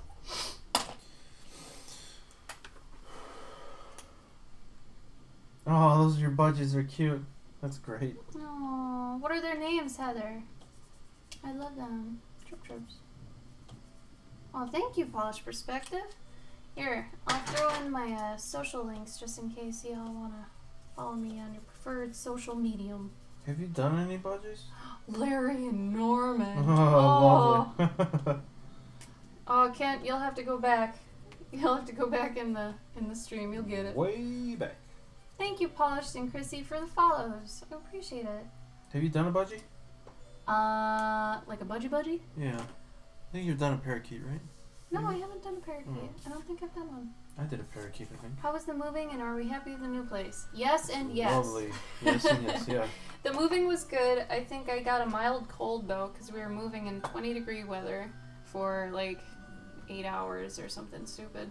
But the new place is fantastic. I'm so glad to get out of a basement. Aw, thank you for the hose, Presteezy. I appreciate it. But yeah, we were living in a basement in a house with 7 people total, so it was a lot, too much for me. I'm very bad with managing roommates and stuff. So it's really nice now to have 3 rooms and a kitchen. And the cannons. Oh, cute! Dabs. Yes. Get it. Thank you. He's a little chin-chin. Man, hey, Average Mac, McConey, White Party Hat. How you guys doing? Oh, Kitty Clary, was it yours? Or no, it was Presteezy's. Mm-hmm. Oh, that's right. Weeb Life. I love it. Welcome, y'all.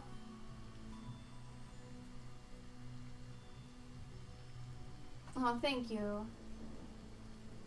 We're having a good stream, despite my falling into having a cold. I think we're having a good one. Smacking along. Chef was always here. Chef heard everything.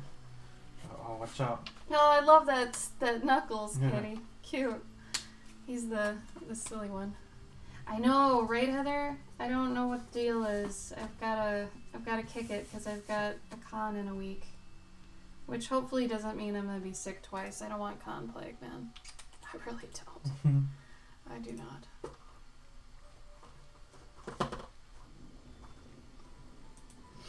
Let's do 95. The knuckles found its way here. It's true. I like that username though. Average mech. It's just average. I should draw an average mech. What would that look like? He would just have like a top hat. That'd Not be a a top fancy hat. mech. No, it would be like a, not a top hat, just, like a regular 40s, like, I'm home. A fedora? Yeah, but like a really shitty one, like it's just falling apart. Why is that average to you? I don't know. Like, what does that mean? He's just an average dude. He'd have like a tie, short tie.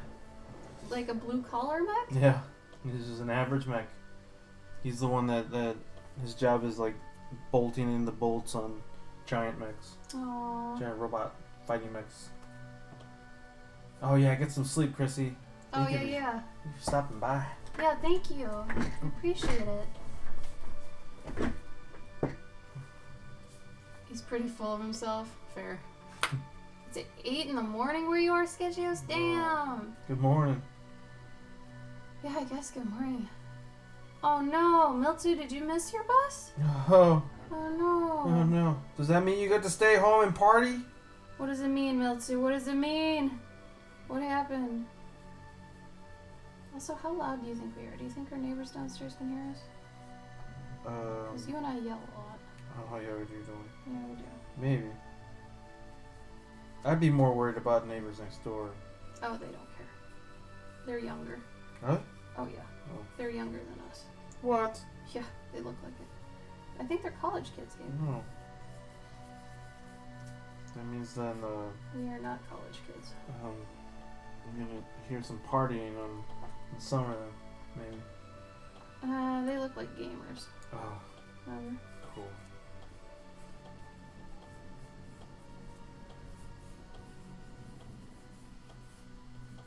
Oh, please do, Chrissy. Thank you.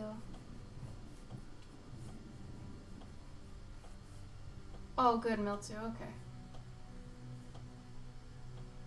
Oh no, Emily, really? Were you up above or down below?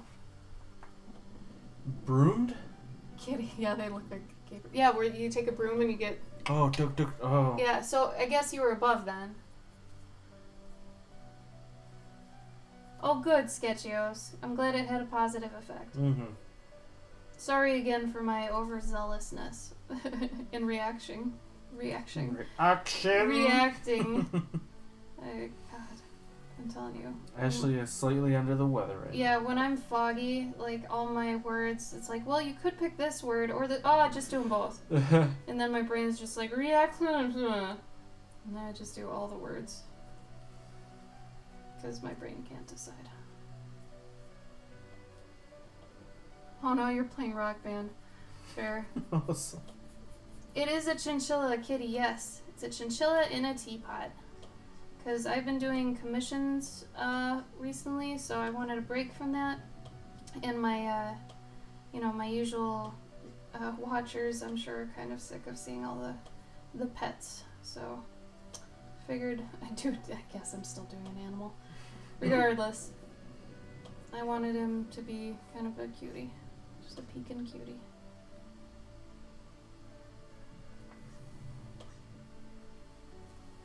I guess I got tea on. Oh, you get more coffee. Hell yeah, Milton.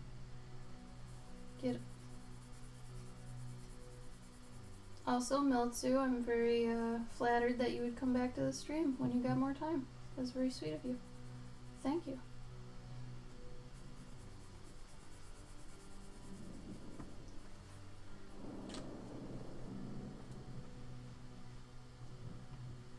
Oh, really, Pylon? Wow. Oh, bye, Ken. Bye, Kent. Have a good night, dude. We Thanks love for coming. you. Yeah, we miss you, dude. Come by.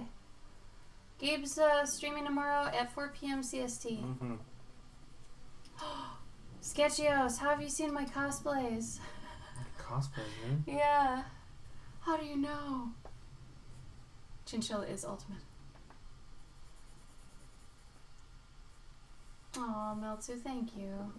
Please do, Kent. We miss you. Yeah, dude.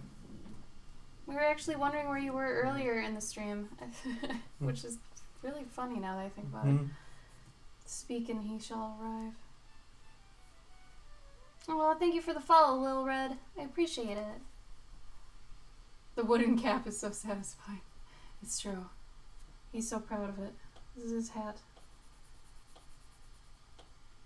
His chin cap.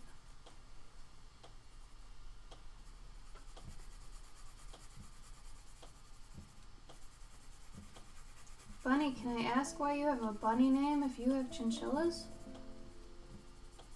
I think that's the first time I've actually thought of that.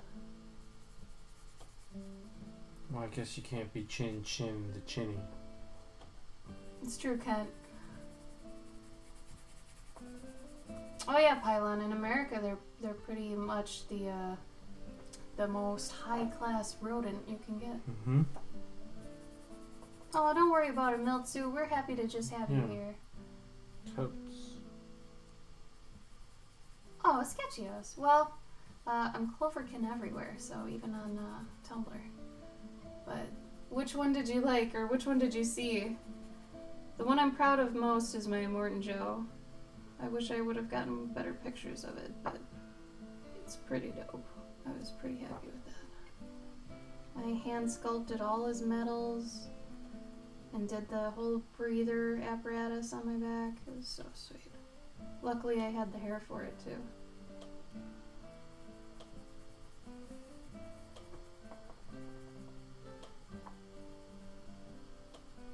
They're very hard to take care of, Pylon, yeah. Sugar gliders are really tough, especially since they're nocturnal. Like, you have to be a very specific type of owner.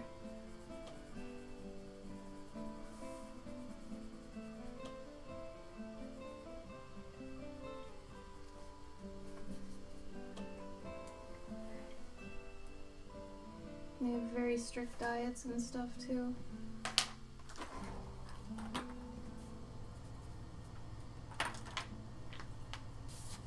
I've had many friends that have had them, honestly. I had one friend though that had them, and he ended up having them actually die in his hands because they were so, like, malnourished or something. Oh God! He really screwed up. You're almost done, Emily. Good job, Emily. Get it.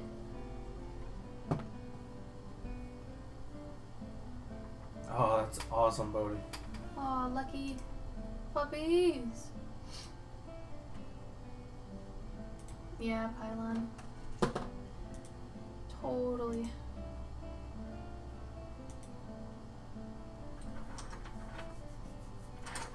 It's unfortunate.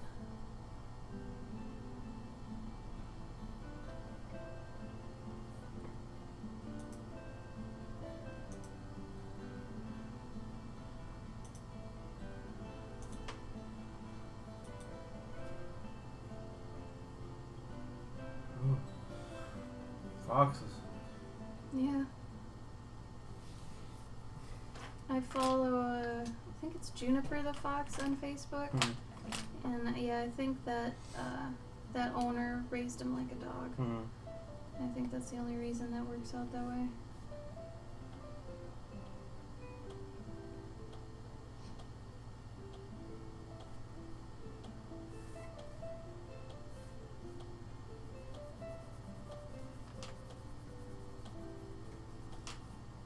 Makes sense.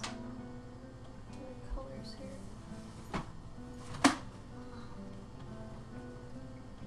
Oh yeah, reptiles. Miltsu, you'd get along well with Faith who comes in here. She's got a bearded dragon. She's got, I think, 2 snakes. Yeah, Art Faithfully. When she's in here, you guys should talk. Oh, here's just a bunch of paper.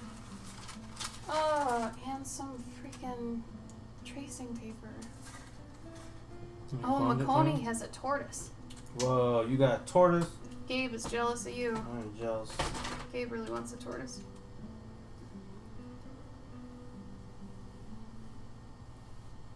Oh, health issues. That makes sense, Kitty. What's your tortoise's name, Makoni? Yeah. Makoni, does it hibernate? Is it one of those? I've seen that some have to hibernate. So what do they do? What? What do they do when they have to hibernate? I think they just like hang out in a box or something. I don't know. And then you just gotta keep the turtle under the box for like 6 months or something? yeah, you could keep them in their enclosement or something. I don't know, but I think they gotta like Their clothespin?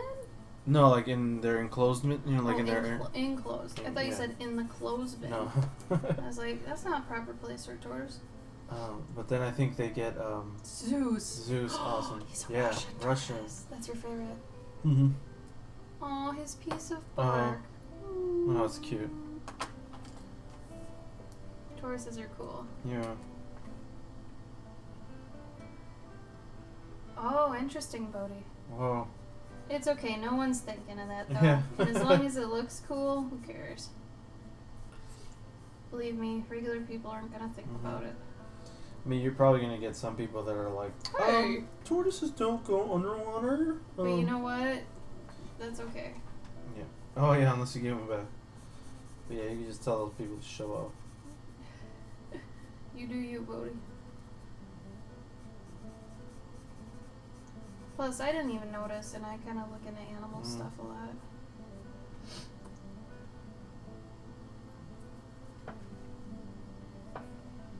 There you go, Bodhi. When the fantasy has ended. There you go, Bodhi. See? Yeah. It's your world, man. Whatever you say goes. It's your world. That's the power of art. The power of art. That's why when Fish is in here and he's pulling my leg and he's trying to razz me, I'm like, bro, you don't get it. This is art. You do what you want. Ain't no rules to this thing. Son. Yeah, mushrooms.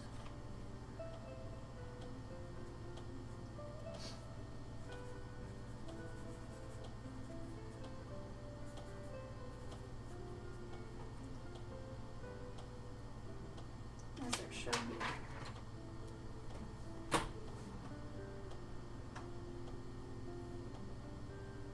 Bodhi, forgive me. Did you say you stream? You just do in the morning, right? Like for... Wait, is it for us? What time is it when he streams for us? Usually it's like I've seen him 5 a.m. I've seen him at 10 a.m., 9 a.m.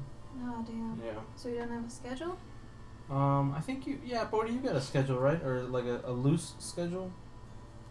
So I would love to catch one of your streams, Yeah. Bodhi. I really would. Like I've trolled on your account and I've like clicked around on your videos and stuff and watch clips and yeah, man, make some rad maps. I'm just trying to figure out what the time difference is, Bodhi, so I can grab you. You have scorpions, Miltzu? Whoa. Where'd you get scorpions? I mean, you can buy those. Can you? You can Where? buy those here. It's not Petco. Yeah. No. Try again. There Yeah. are no scorpions at Petco. Yeah. No, Gabe. Sometimes. No. You're talking Petland. to someone that frequents Petco. Petland they got. Alright, I've never been to Petland. I figure though, Petland, isn't that like a bad place for getting pets? Like They probably they do all are. puppy mills and shit. Probably is. I've heard bad things about Petland. Oh yeah. Your boo's gonna be gone. More streaming. Oh, GMT plus 8. Okay. Go down. Oh, have a good night, Makoni. Bye, Makoni. It was nice to learn about your tortoise. Yeah. Zeus. Oh, cool, Bodhi. Alright. Well, hopefully we can catch you. Yeah. They are not at any PetSmart I have ever seen.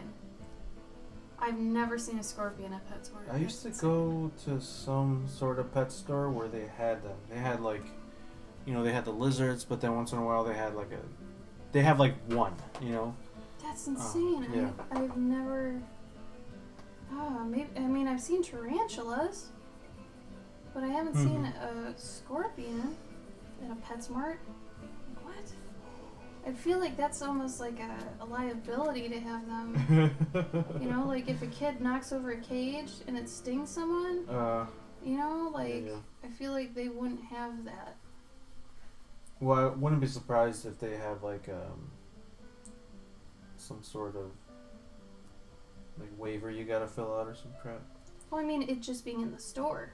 That's Oh, what I'm saying. well, no, I mean like they're in the cages. But you if know. someone knocks over a cage. No, but like you can't access them. Oh, Yeah. oh, those other cages. Yeah, because then otherwise anybody could take anything out of those. That's what I'm saying. Yeah. I was like, what? Bat riding spiders. What? Yeah. That's remember. That's what. Who posted it? Wade Yeah, posted but it. like PetSmart has those. Ah. Revisualize is back. Welcome hey, Revisualize. That's true, Pylon. Yeah, that's true. I imagine those then are not poisonous. Still freaks me out to think of one that's like on your hand Yeah. and could stab you with its tail. Freaks Oh me yeah, I'm out. sure it can pinch you. Yeah, that freaks me out. Doesn't Yeah. that freak you out? Like when I owned a hermit crab, it was still creepy when it crawled on me Oh. because the little pincers. I mean, it was adorable, Mhm. but it, you know, it's freaky, a little freaky. Oh, cool. You were checking out. Did we pass the test? Visualize? Did we beat out all the other artists? I don't know who's on. Mm. We know a lot of good artists on Twitch. They're pretty great. Oh, so it's like a bee sting. Revisualize, where are you from, Oh, if you don't okay. mind me asking? Kev, you smarty pants. Hey, is Cass still here? Or did Cass leave? Well, she didn't say bye. If she didn't say bye, she said. Oh, you're in Sure. Seattle. Whoa. Oh, cool. Are you going to Emerald City? We're going to be at Emerald City. And that's in what? That's March, first week of March? Yeah. First week of March. Actually, do you sell any steins with your art? I do have a mug with Cloverkin on it. I do prints, books, original art, commissions. I've put it on shirts and stuff before, but every time I've tested it, it's not worth it. The biggest problem with doing shirts is finding a good price, but then you have to carry like several sizes in Oh yeah. quantity. So I gotta carry an extra small, medium, large. You might be wondering just like via the internet though. Oh, I've got stuff on Society 6 if you're interested, but I don't know. I feel Society 6, Redbubble, all that shit, like Cafe Press, it's all overpriced, and I don't think artists should use them just because you're not getting the most you should out of it. You know what I mean? Mhm. And it depends on what type of artist you want to be, because I also feel like those sort of products fit a certain type of artist where, you know, Gabe and I are more kind of commercial, or what would you say? I think we're more storytellers, to be honest. Well, yeah, but that's commercial to me. Oh, okay. We're not high art, Yeah. and then we're not merch. So, you know what I mean? Like, I don't know, our stuff wouldn't look so great, I think, on products. Yeah, I think maybe if I drew more like pretty boys or pretty girls, then I could just put it on a T-shirt. But like all my things are like it's heavy story elements, so it being on a shirt probably not gonna work.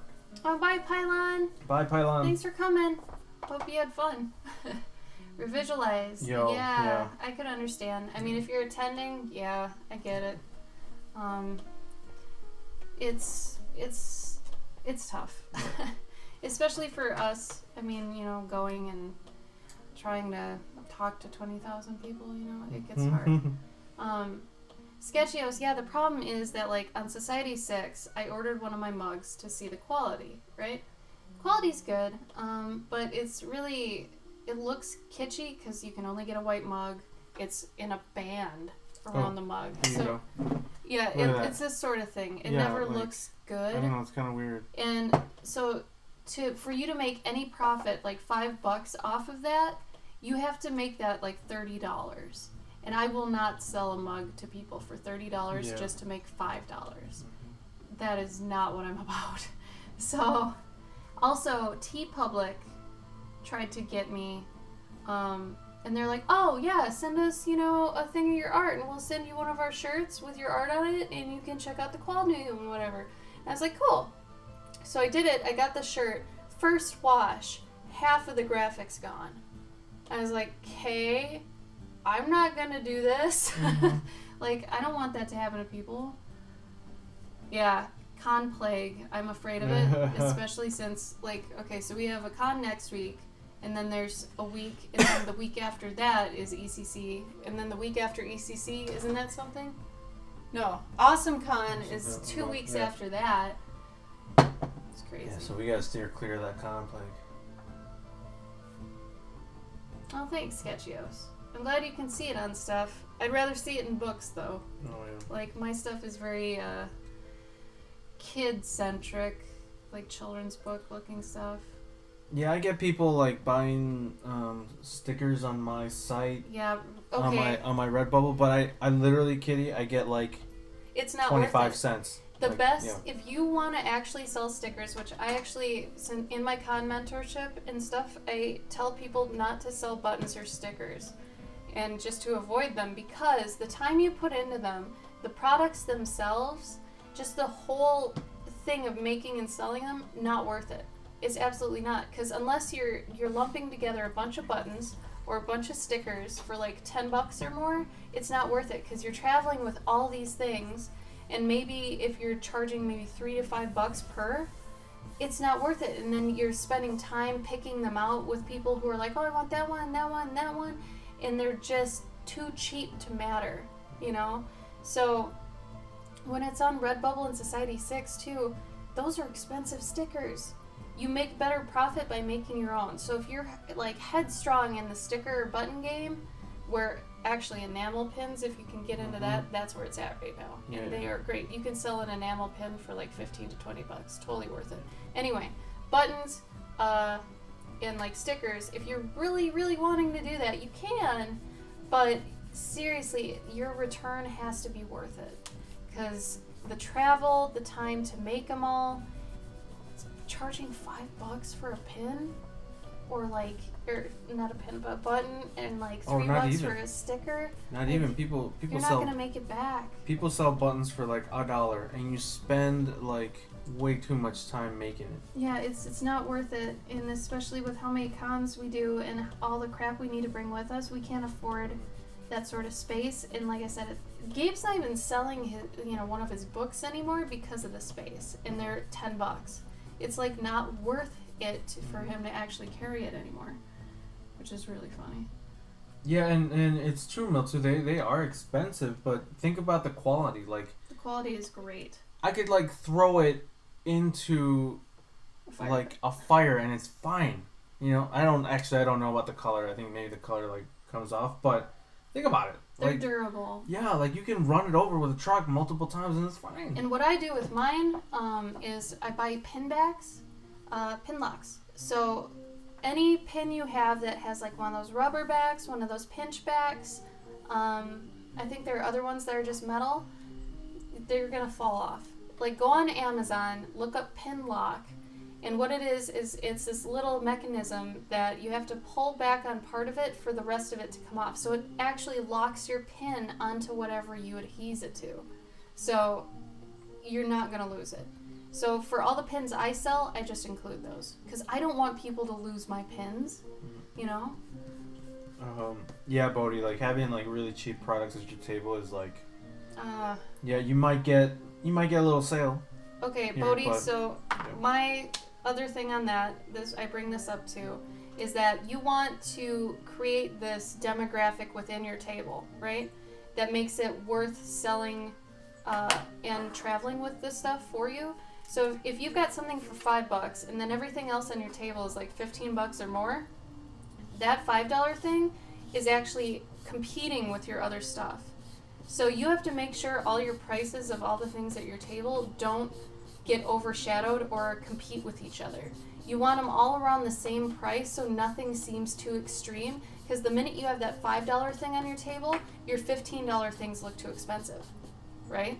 But if you have your $15 thing as your cheapest thing and you have a $40 book on your table, then they're close enough to where it's like, oh, okay, well, I could get a book, you know, for around the same price. So, like, you have to really think of how things are priced at your table and what they're doing to each other. Because you can absolutely be your own worst enemy in that case. Self-cannibalization. I realized that one. Okay, so I had gone through the stickers thing, and I went through magnets too. I used to sell magnets, and both of what I realized from both of those is what I've been saying, that they're not worth it. They compete with your other stuff, because people will be like, well, I just want something of yours. I'll just buy the cheapest thing, and if the cheapest thing is $5, you didn't really get much out of that, you know. So it can be kind of tough. Yeah, Cass, go and look it up, because $11 will get you like 100 pin locks. Something like that. It was pretty good.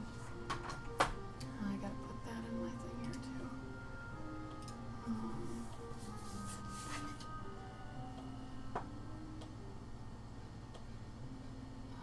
Where did I put it?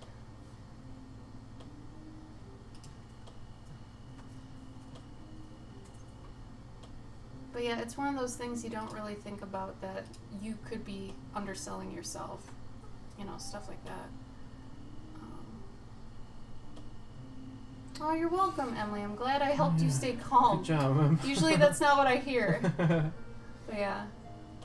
Good, Miltsu. Yeah, it's important because, you know, a lot of people are underselling their stuff too. Like, nothing you make should be usually under $15, $20. Because that was time you put into it. That's effort, that's products, that's materials. Think about it. There's a lot there. Cheap thing at table. Competing with other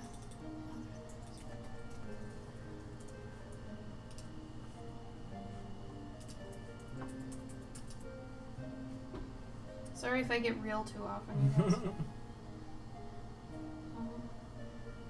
I'm not trying to offend anyone when I do that. I just want to bring up points to maybe think about with those things, you know. Whoa. What? Kitty, what is that website? Oh, that is great, Kitty. Wow.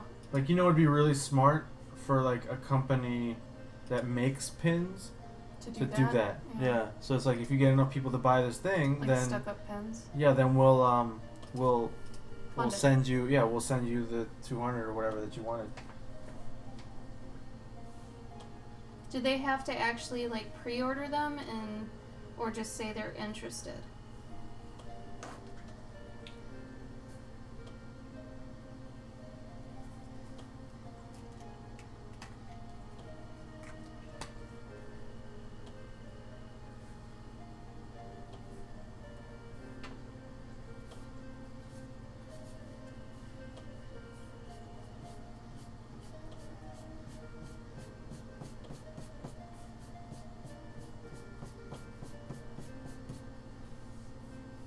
Oh, Sketchios, like silk screening? Is that what you mean?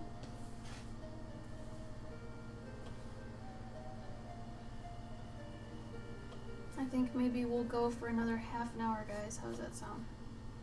Good to you, Gabe? Mm-hmm. And then we'll be on tomorrow on Gabe's stream at 4 p.m. Central. I try not to get too loud or boisterous on Gabe's channel. Just because the last couple times I've done that, I felt really bad. Sorry, Gabe. It's okay.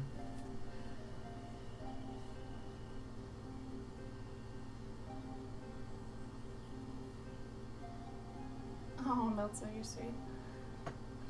Yeah, you're in a weird situation because they're not as abundant as they are in the U.S., Miltzu, so I would say trying to build an online presence in your situation would be ideal. The more you can put into that and kind of save up for even doing like marketing, promotion and stuff, that's going to help you. That would be my recommendation, I guess. But, I mean, like I said, it's totally up to you. And yeah, the fan art cons are hard because some are still okay to go to, but you have to find out which ones, and sometimes that can be an absolute money sink. So I recommend, if it's not too much to try one, like money-wise, maybe give it a shot and then see how it goes. It might not be lucrative to go to again, but sometimes it doesn't hurt to try.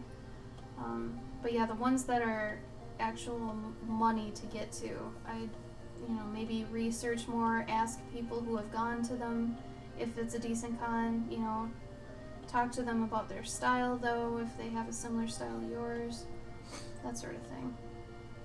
Because yeah, I don't even know about Finland and cons really. Do we know anyone who does cons in Finland, Gabe? No. But yeah, they probably are really tiny.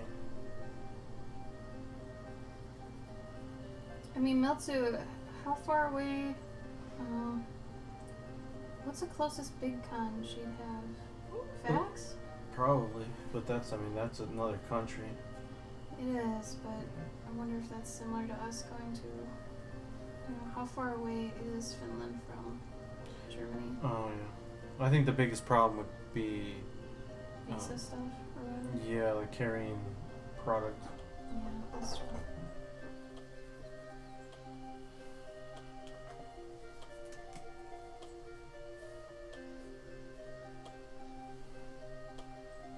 Oh, dope! You're going to Holland? Cool. That's awesome, dude. You going for work? Do you know any shows that are around that area, Gabe? No. I guess Fax is probably the closest, really. Thought Or the Bubble too biggest. far? Huh? Is Thought Bubble too far? Oh yeah, no, that's in England.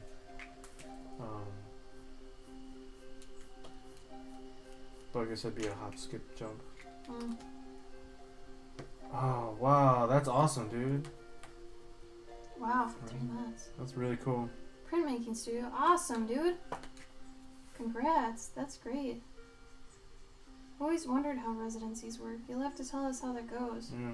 I'm super curious how that is.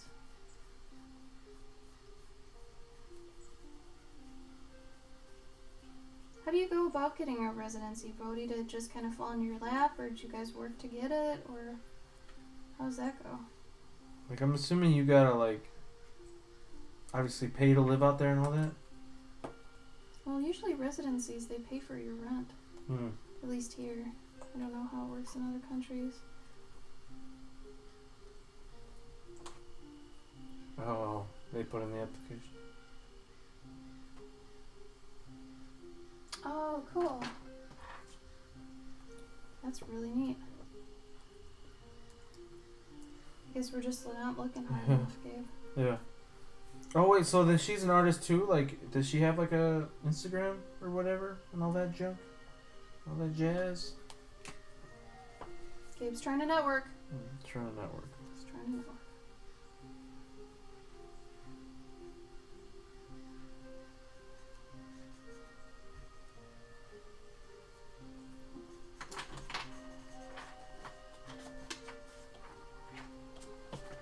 Oh, that's awesome.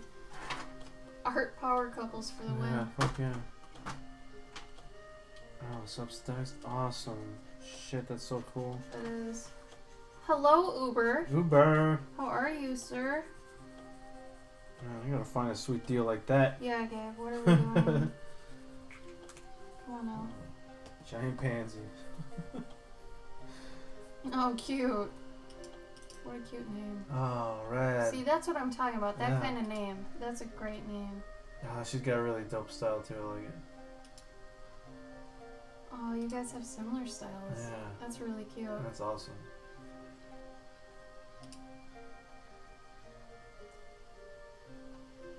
Oh man, it's like everything she does is like candy. I want to eat all of it. It's really cute.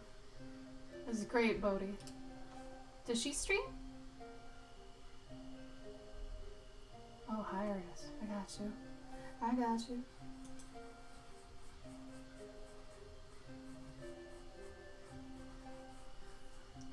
I gotta hand it to high artists. If they're making it, they're doing like some really good marketing and stuff. Oh yeah. Like, that is not easy. I don't even know how they do it. It is Uber. It very much is. It's a chinchilla. Gabe and I were talking about earlier how a chinchilla sounds like it's a Mexican meal. Mm-hmm. So you get the enchiladas, the enchiladas, right? Mm-hmm. Giant anal. That's awesome. Pansy.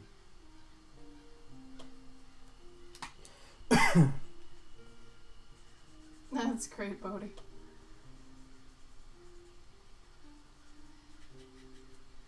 Aw, Meltsu, you're welcome. We're glad you're here. Thank you for saying so. That's wonderful to hear. Oh. Well, I'm flattered. Thank you.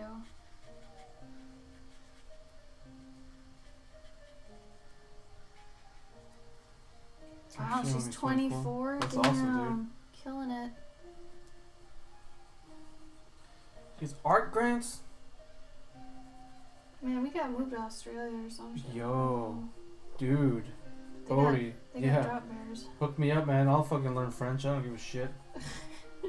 It's basically Spanish. Oh, that's Italian. Huh? Italian's basic. Yeah, but I mean, like, I was trying to learn French because I wanted to go out to there's a show called Angoulême, and I think it just happened like maybe a week ago. Like Uber, what are art grants? Oh yeah, dude, right, Bodhi? I'm always seeing like kids out here like that do like high art.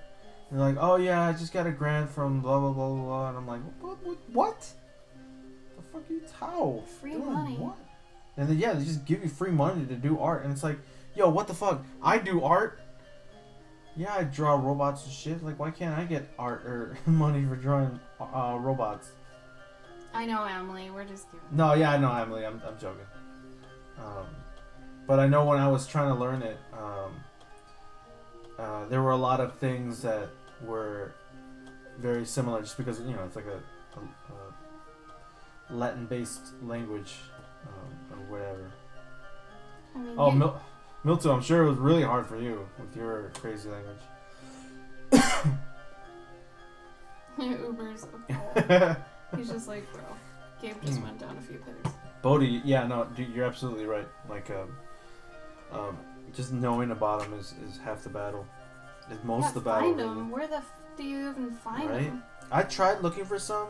I think like 2 years ago. Do you just Google art grant? Like what? Yeah. Yeah, and a lot states just have them randomly sometimes. Have we checked Wisconsin's? Yeah, I did, and there were a few, but I think they were all like taken up already.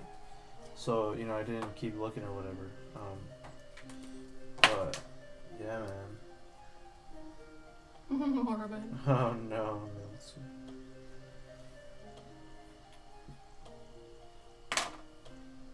Heard the hardest language to learn is Chinese. I thought it was Swahili.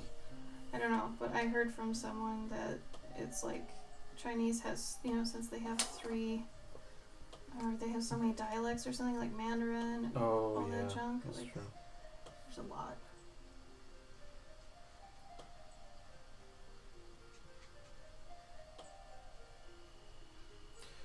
I imagine also, Bodhi, like people in other countries, like it's probably seems like it's a lot more important for other countries to get their art chops up, whereas here, like Americans don't give a shit about art. We're kind of viewed as failures, artists in general. Yeah, in the art. Art is looked down on in America for the most part. Like they keep cutting funding for like art classes and like in school, like for little kids, like little kids don't have art. So yeah, it's really tragic.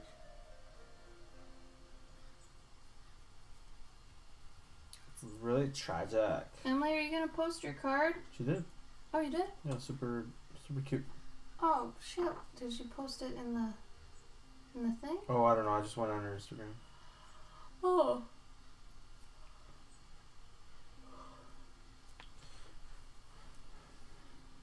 Ooh, Bunny knows her shit. Mhm. Oh, that's crazy. See, that's what I'm talking about. Like, friend of mine was learning Chinese, and because he wanted to be like a businessman who knew, Chinese, so he could, Mm-hmm. And he was just like, it's nuts. Icelandic is the hardest. Weird.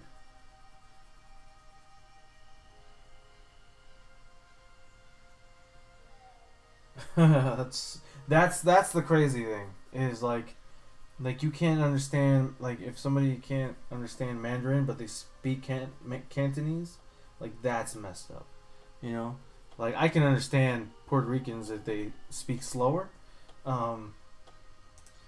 Oh, she linked you to her. Oh yeah, thank you, Emily. Good. Ooh, this one's very intricate. Mm-hmm. Oh, I love the moose. Mm-hmm. Emily, this is adorable. That moose is top notch. Good work. I can't even tell what you said you screwed up on. I don't know what you're talking about. Or maybe you restarted it, maybe? Thanks. Hello, and you have a cute butt. Also, I am a fat boy. The essentials. Hell yeah. Starter kit. I am a fat boy. Hello. Nice butt.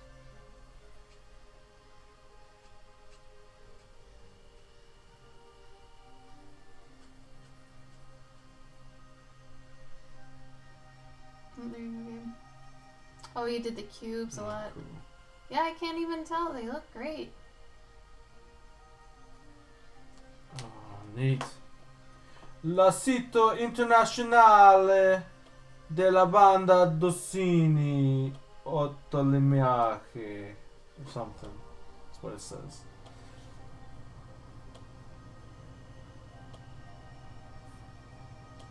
I'm gonna try out for it, Bodhi, and if I win, I'm gonna send you a I don't know, a loaf of bread or some shit. Very expensive loaf of bread. Yeah, Angoulême is the comics town in France. Oh, you got accepted to one? Oh shit, Campbell White. Let's check out this Campbell White. Oh, dude. Very dope. You should be proud of the moose. That is a damn fine moose. Yeah. He got some rad works. Bro, you made a vending machine? That's sick. What? That's what he said. The fuck? You, sir, are amazing. Yo, what the hell? That's fucking dope. How did you make it? I kind of wish I made a vending machine. What am I doing with my life? Yo, there's a bunch of comics in there. The comic vending machine? Yeah. That's a fucking brilliant idea. Right? America, what the crap? Yo, I would lug that thing around the conventions, and people would probably just buy it because it is a vending machine. So they said I bought this from a comic book vending machine? Yeah. That's so fucking dope, though. Like, I wanted that to would do... put comic stores out of business. Right? It absolutely would. Think about that. Oh, no, but they've got... remember when we were at the American Library Association convention thing? They have, like, 2 of them every year. But they had a big mobile... That's a book one, though. Yeah. Well, no, but they Comics. had a vending machine. But yeah, it just had books. But man, if it had comics, you're right. Yeah. That's what I'm saying. Like, Yeah. comic book places would absolutely be out of business. That's insane. Crazy to think about. Oh, dude, Bodhi, that's perfect. Wait, so then, wait. You made it, though?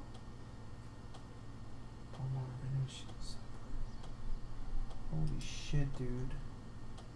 That is a fucking amazing idea. A zine vending machine? Did you call it the vending machine? Mazin? Mazine? No, like mazine. Yeah. That's fucking cool. Or did you just like, Oh my or did you God. buy one? He read the thing. No, you bought it. Okay, so, okay. Damn. Do you call it the vending Dude. machine though? It's Come called on. Beaumart. Oh, it's gotta be the vending machine. Holy shit. It's sitting right there for you, man. Vending machine. That's so rad, dude. You were one of the coolest people I've ever known. That was one of the coolest things I've ever heard. You're freaking Gabe out because he used to want to buy gumball machines and like redo stuff with gumball machines. So, okay. So you just did this on like a massive level.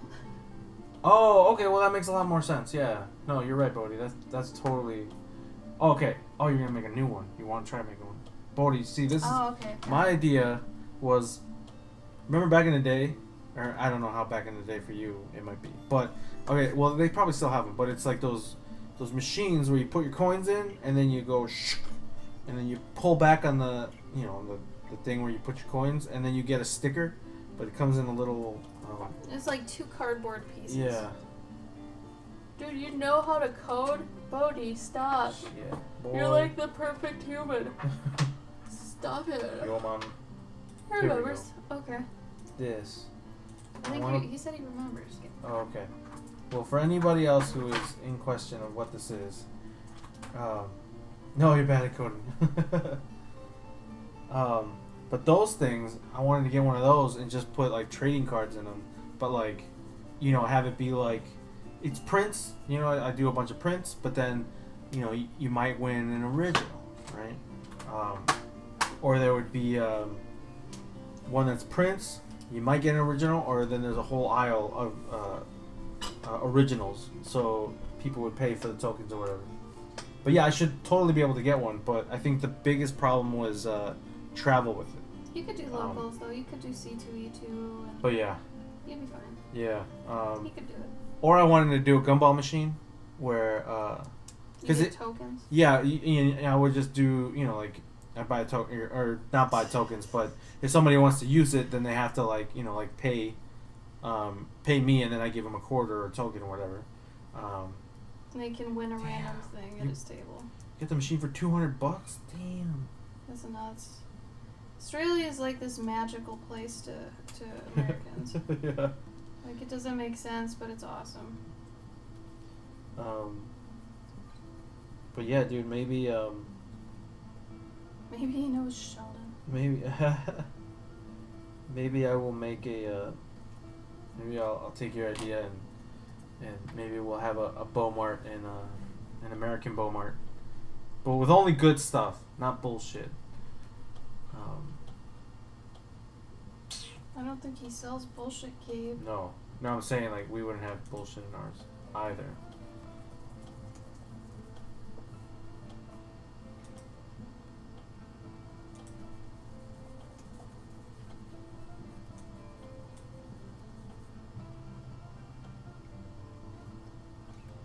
Make it a cardboard, Kev says. Well, thank you, Sketchios. I think I'm about done with it. See, remember too that anything you make can be a product. So I plan on probably packaging this up and selling it in my originals bin at conventions. Unless somebody else wants it. Oh, Emily, speaking of, you still here?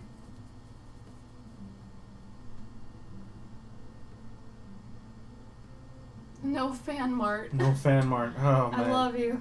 That's awesome. You hitting all the right places there. I'm a fan of your no fan mart. Emily, did you still want me to hold on to that one piece you wanted me to set aside? The one of the girl, the moss maiden, playing the violin. I found it the other day when we were moving, and I was like, oh yeah, I gotta ask Emily about this. Did you want me to hold on to that, or do you want that to go back into my sell pile?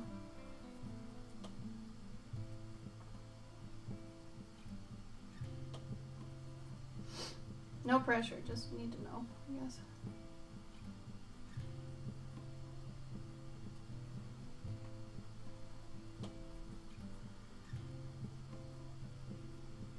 Okay.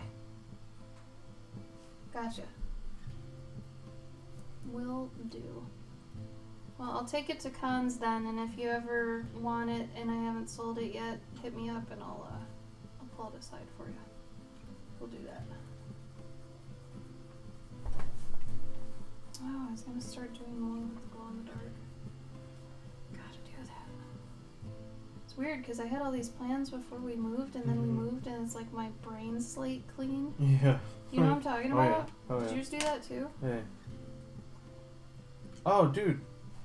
Yeah, why not? Bodhi, yeah, make some business cards, dude. Maybe, Yes, absolutely. So usually Gabe and I make two sets of business cards. We have one that's like a professional one that we hand out to people that are potential freelance clients, people who actually want to like work with you on projects and stuff. The other ones we buy in abundance, and we buy a lot of them at a cheap price. They're cheap cards, and we call those drive-bys.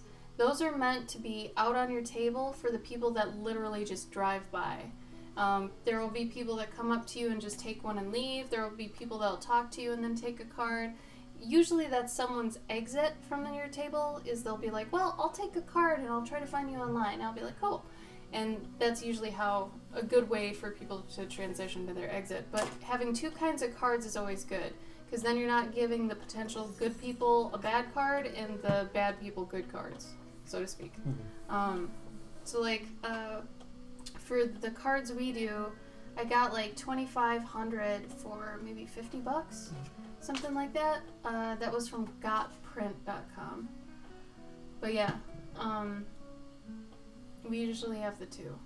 And I mean, the nice ones you don't have to order many of usually, because, you know, maybe 20, because maybe you'll bring like 5 to a con. Because usually you don't get many people that are like, you know, gung-ho about working with you, except at like big conventions usually. But I would say to have some drive-bys regardless. They're also good to throw in like your zine bags or anything you sell. Make sure you just throw one of those drive-bys in there too. Especially like prints or something like that. Something that doesn't have your... That doesn't have your contact info. Yeah, totally. Good point. You always want to make sure that people are walking away with your info one way or another.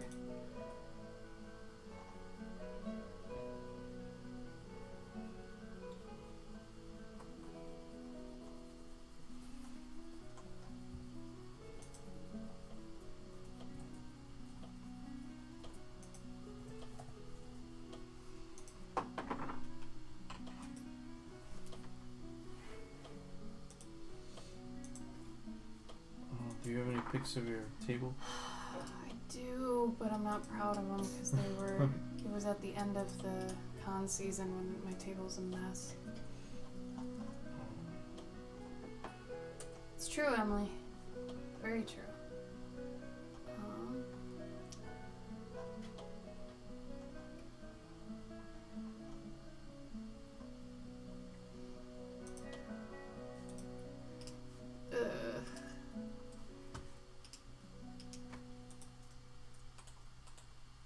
That's when it was at its awful stage. That was way too much shit. I also changed prices on stuff. I'm not proud of that setup, but that seems to be the only one I've got right now. Hold on. Also, the thing you see behind me, these are my new panels. These are vinyl. In the picture there, you'll see that I've got brown sheets. I'm a stickler for being cohesive, though, and having, you know, a good quality brand and playing the part. So the fact that I hadn't been able to fully realize my table until coming up this year, yeah, it was weighing on me a bit. I'm a perfectionist when it comes to this stuff. Well, thank you, Bodhi.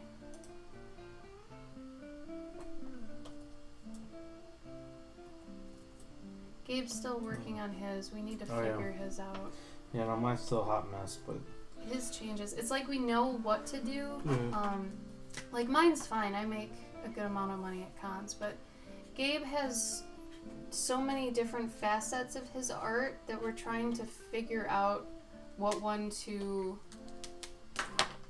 stick to, I guess? Yeah, because you've got... He does these really great little gouache paintings. Okay, like... I guess they'd be considered high art. And then you've got your comic book, you know, profession, because he's a professional comic artist, right? So do you, like, those are two completely different demographics, you know, like, and then you've got your ink work, right? And that's totally different. So for Gabe, it's kind of difficult because he doesn't have a cohesive one brand, technically. He's got the comics, the high art, and then, like, comic arts, sort of. I don't know. Oh, cute, Cass. Do you mean a literal fox?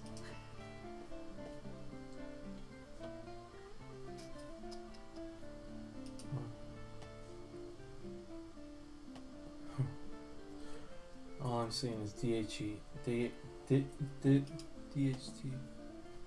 Did you really screw that up like that? I couldn't talk. I think we need to go to bed. Yeah. I need some noms. Yeah, we need to eat something. Where did you put? She said 10,000 drawings, but I don't see yeah, it. I don't think it's. We don't see it.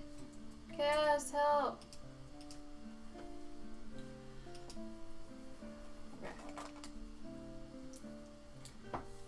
Also, Etsy's amazing. Just want to say. For anybody who's, debating whether to get an Etsy or not. Achoo! Oh. Alright. I'm ready to go. Here's my chinchilla in a teapot. Teapot.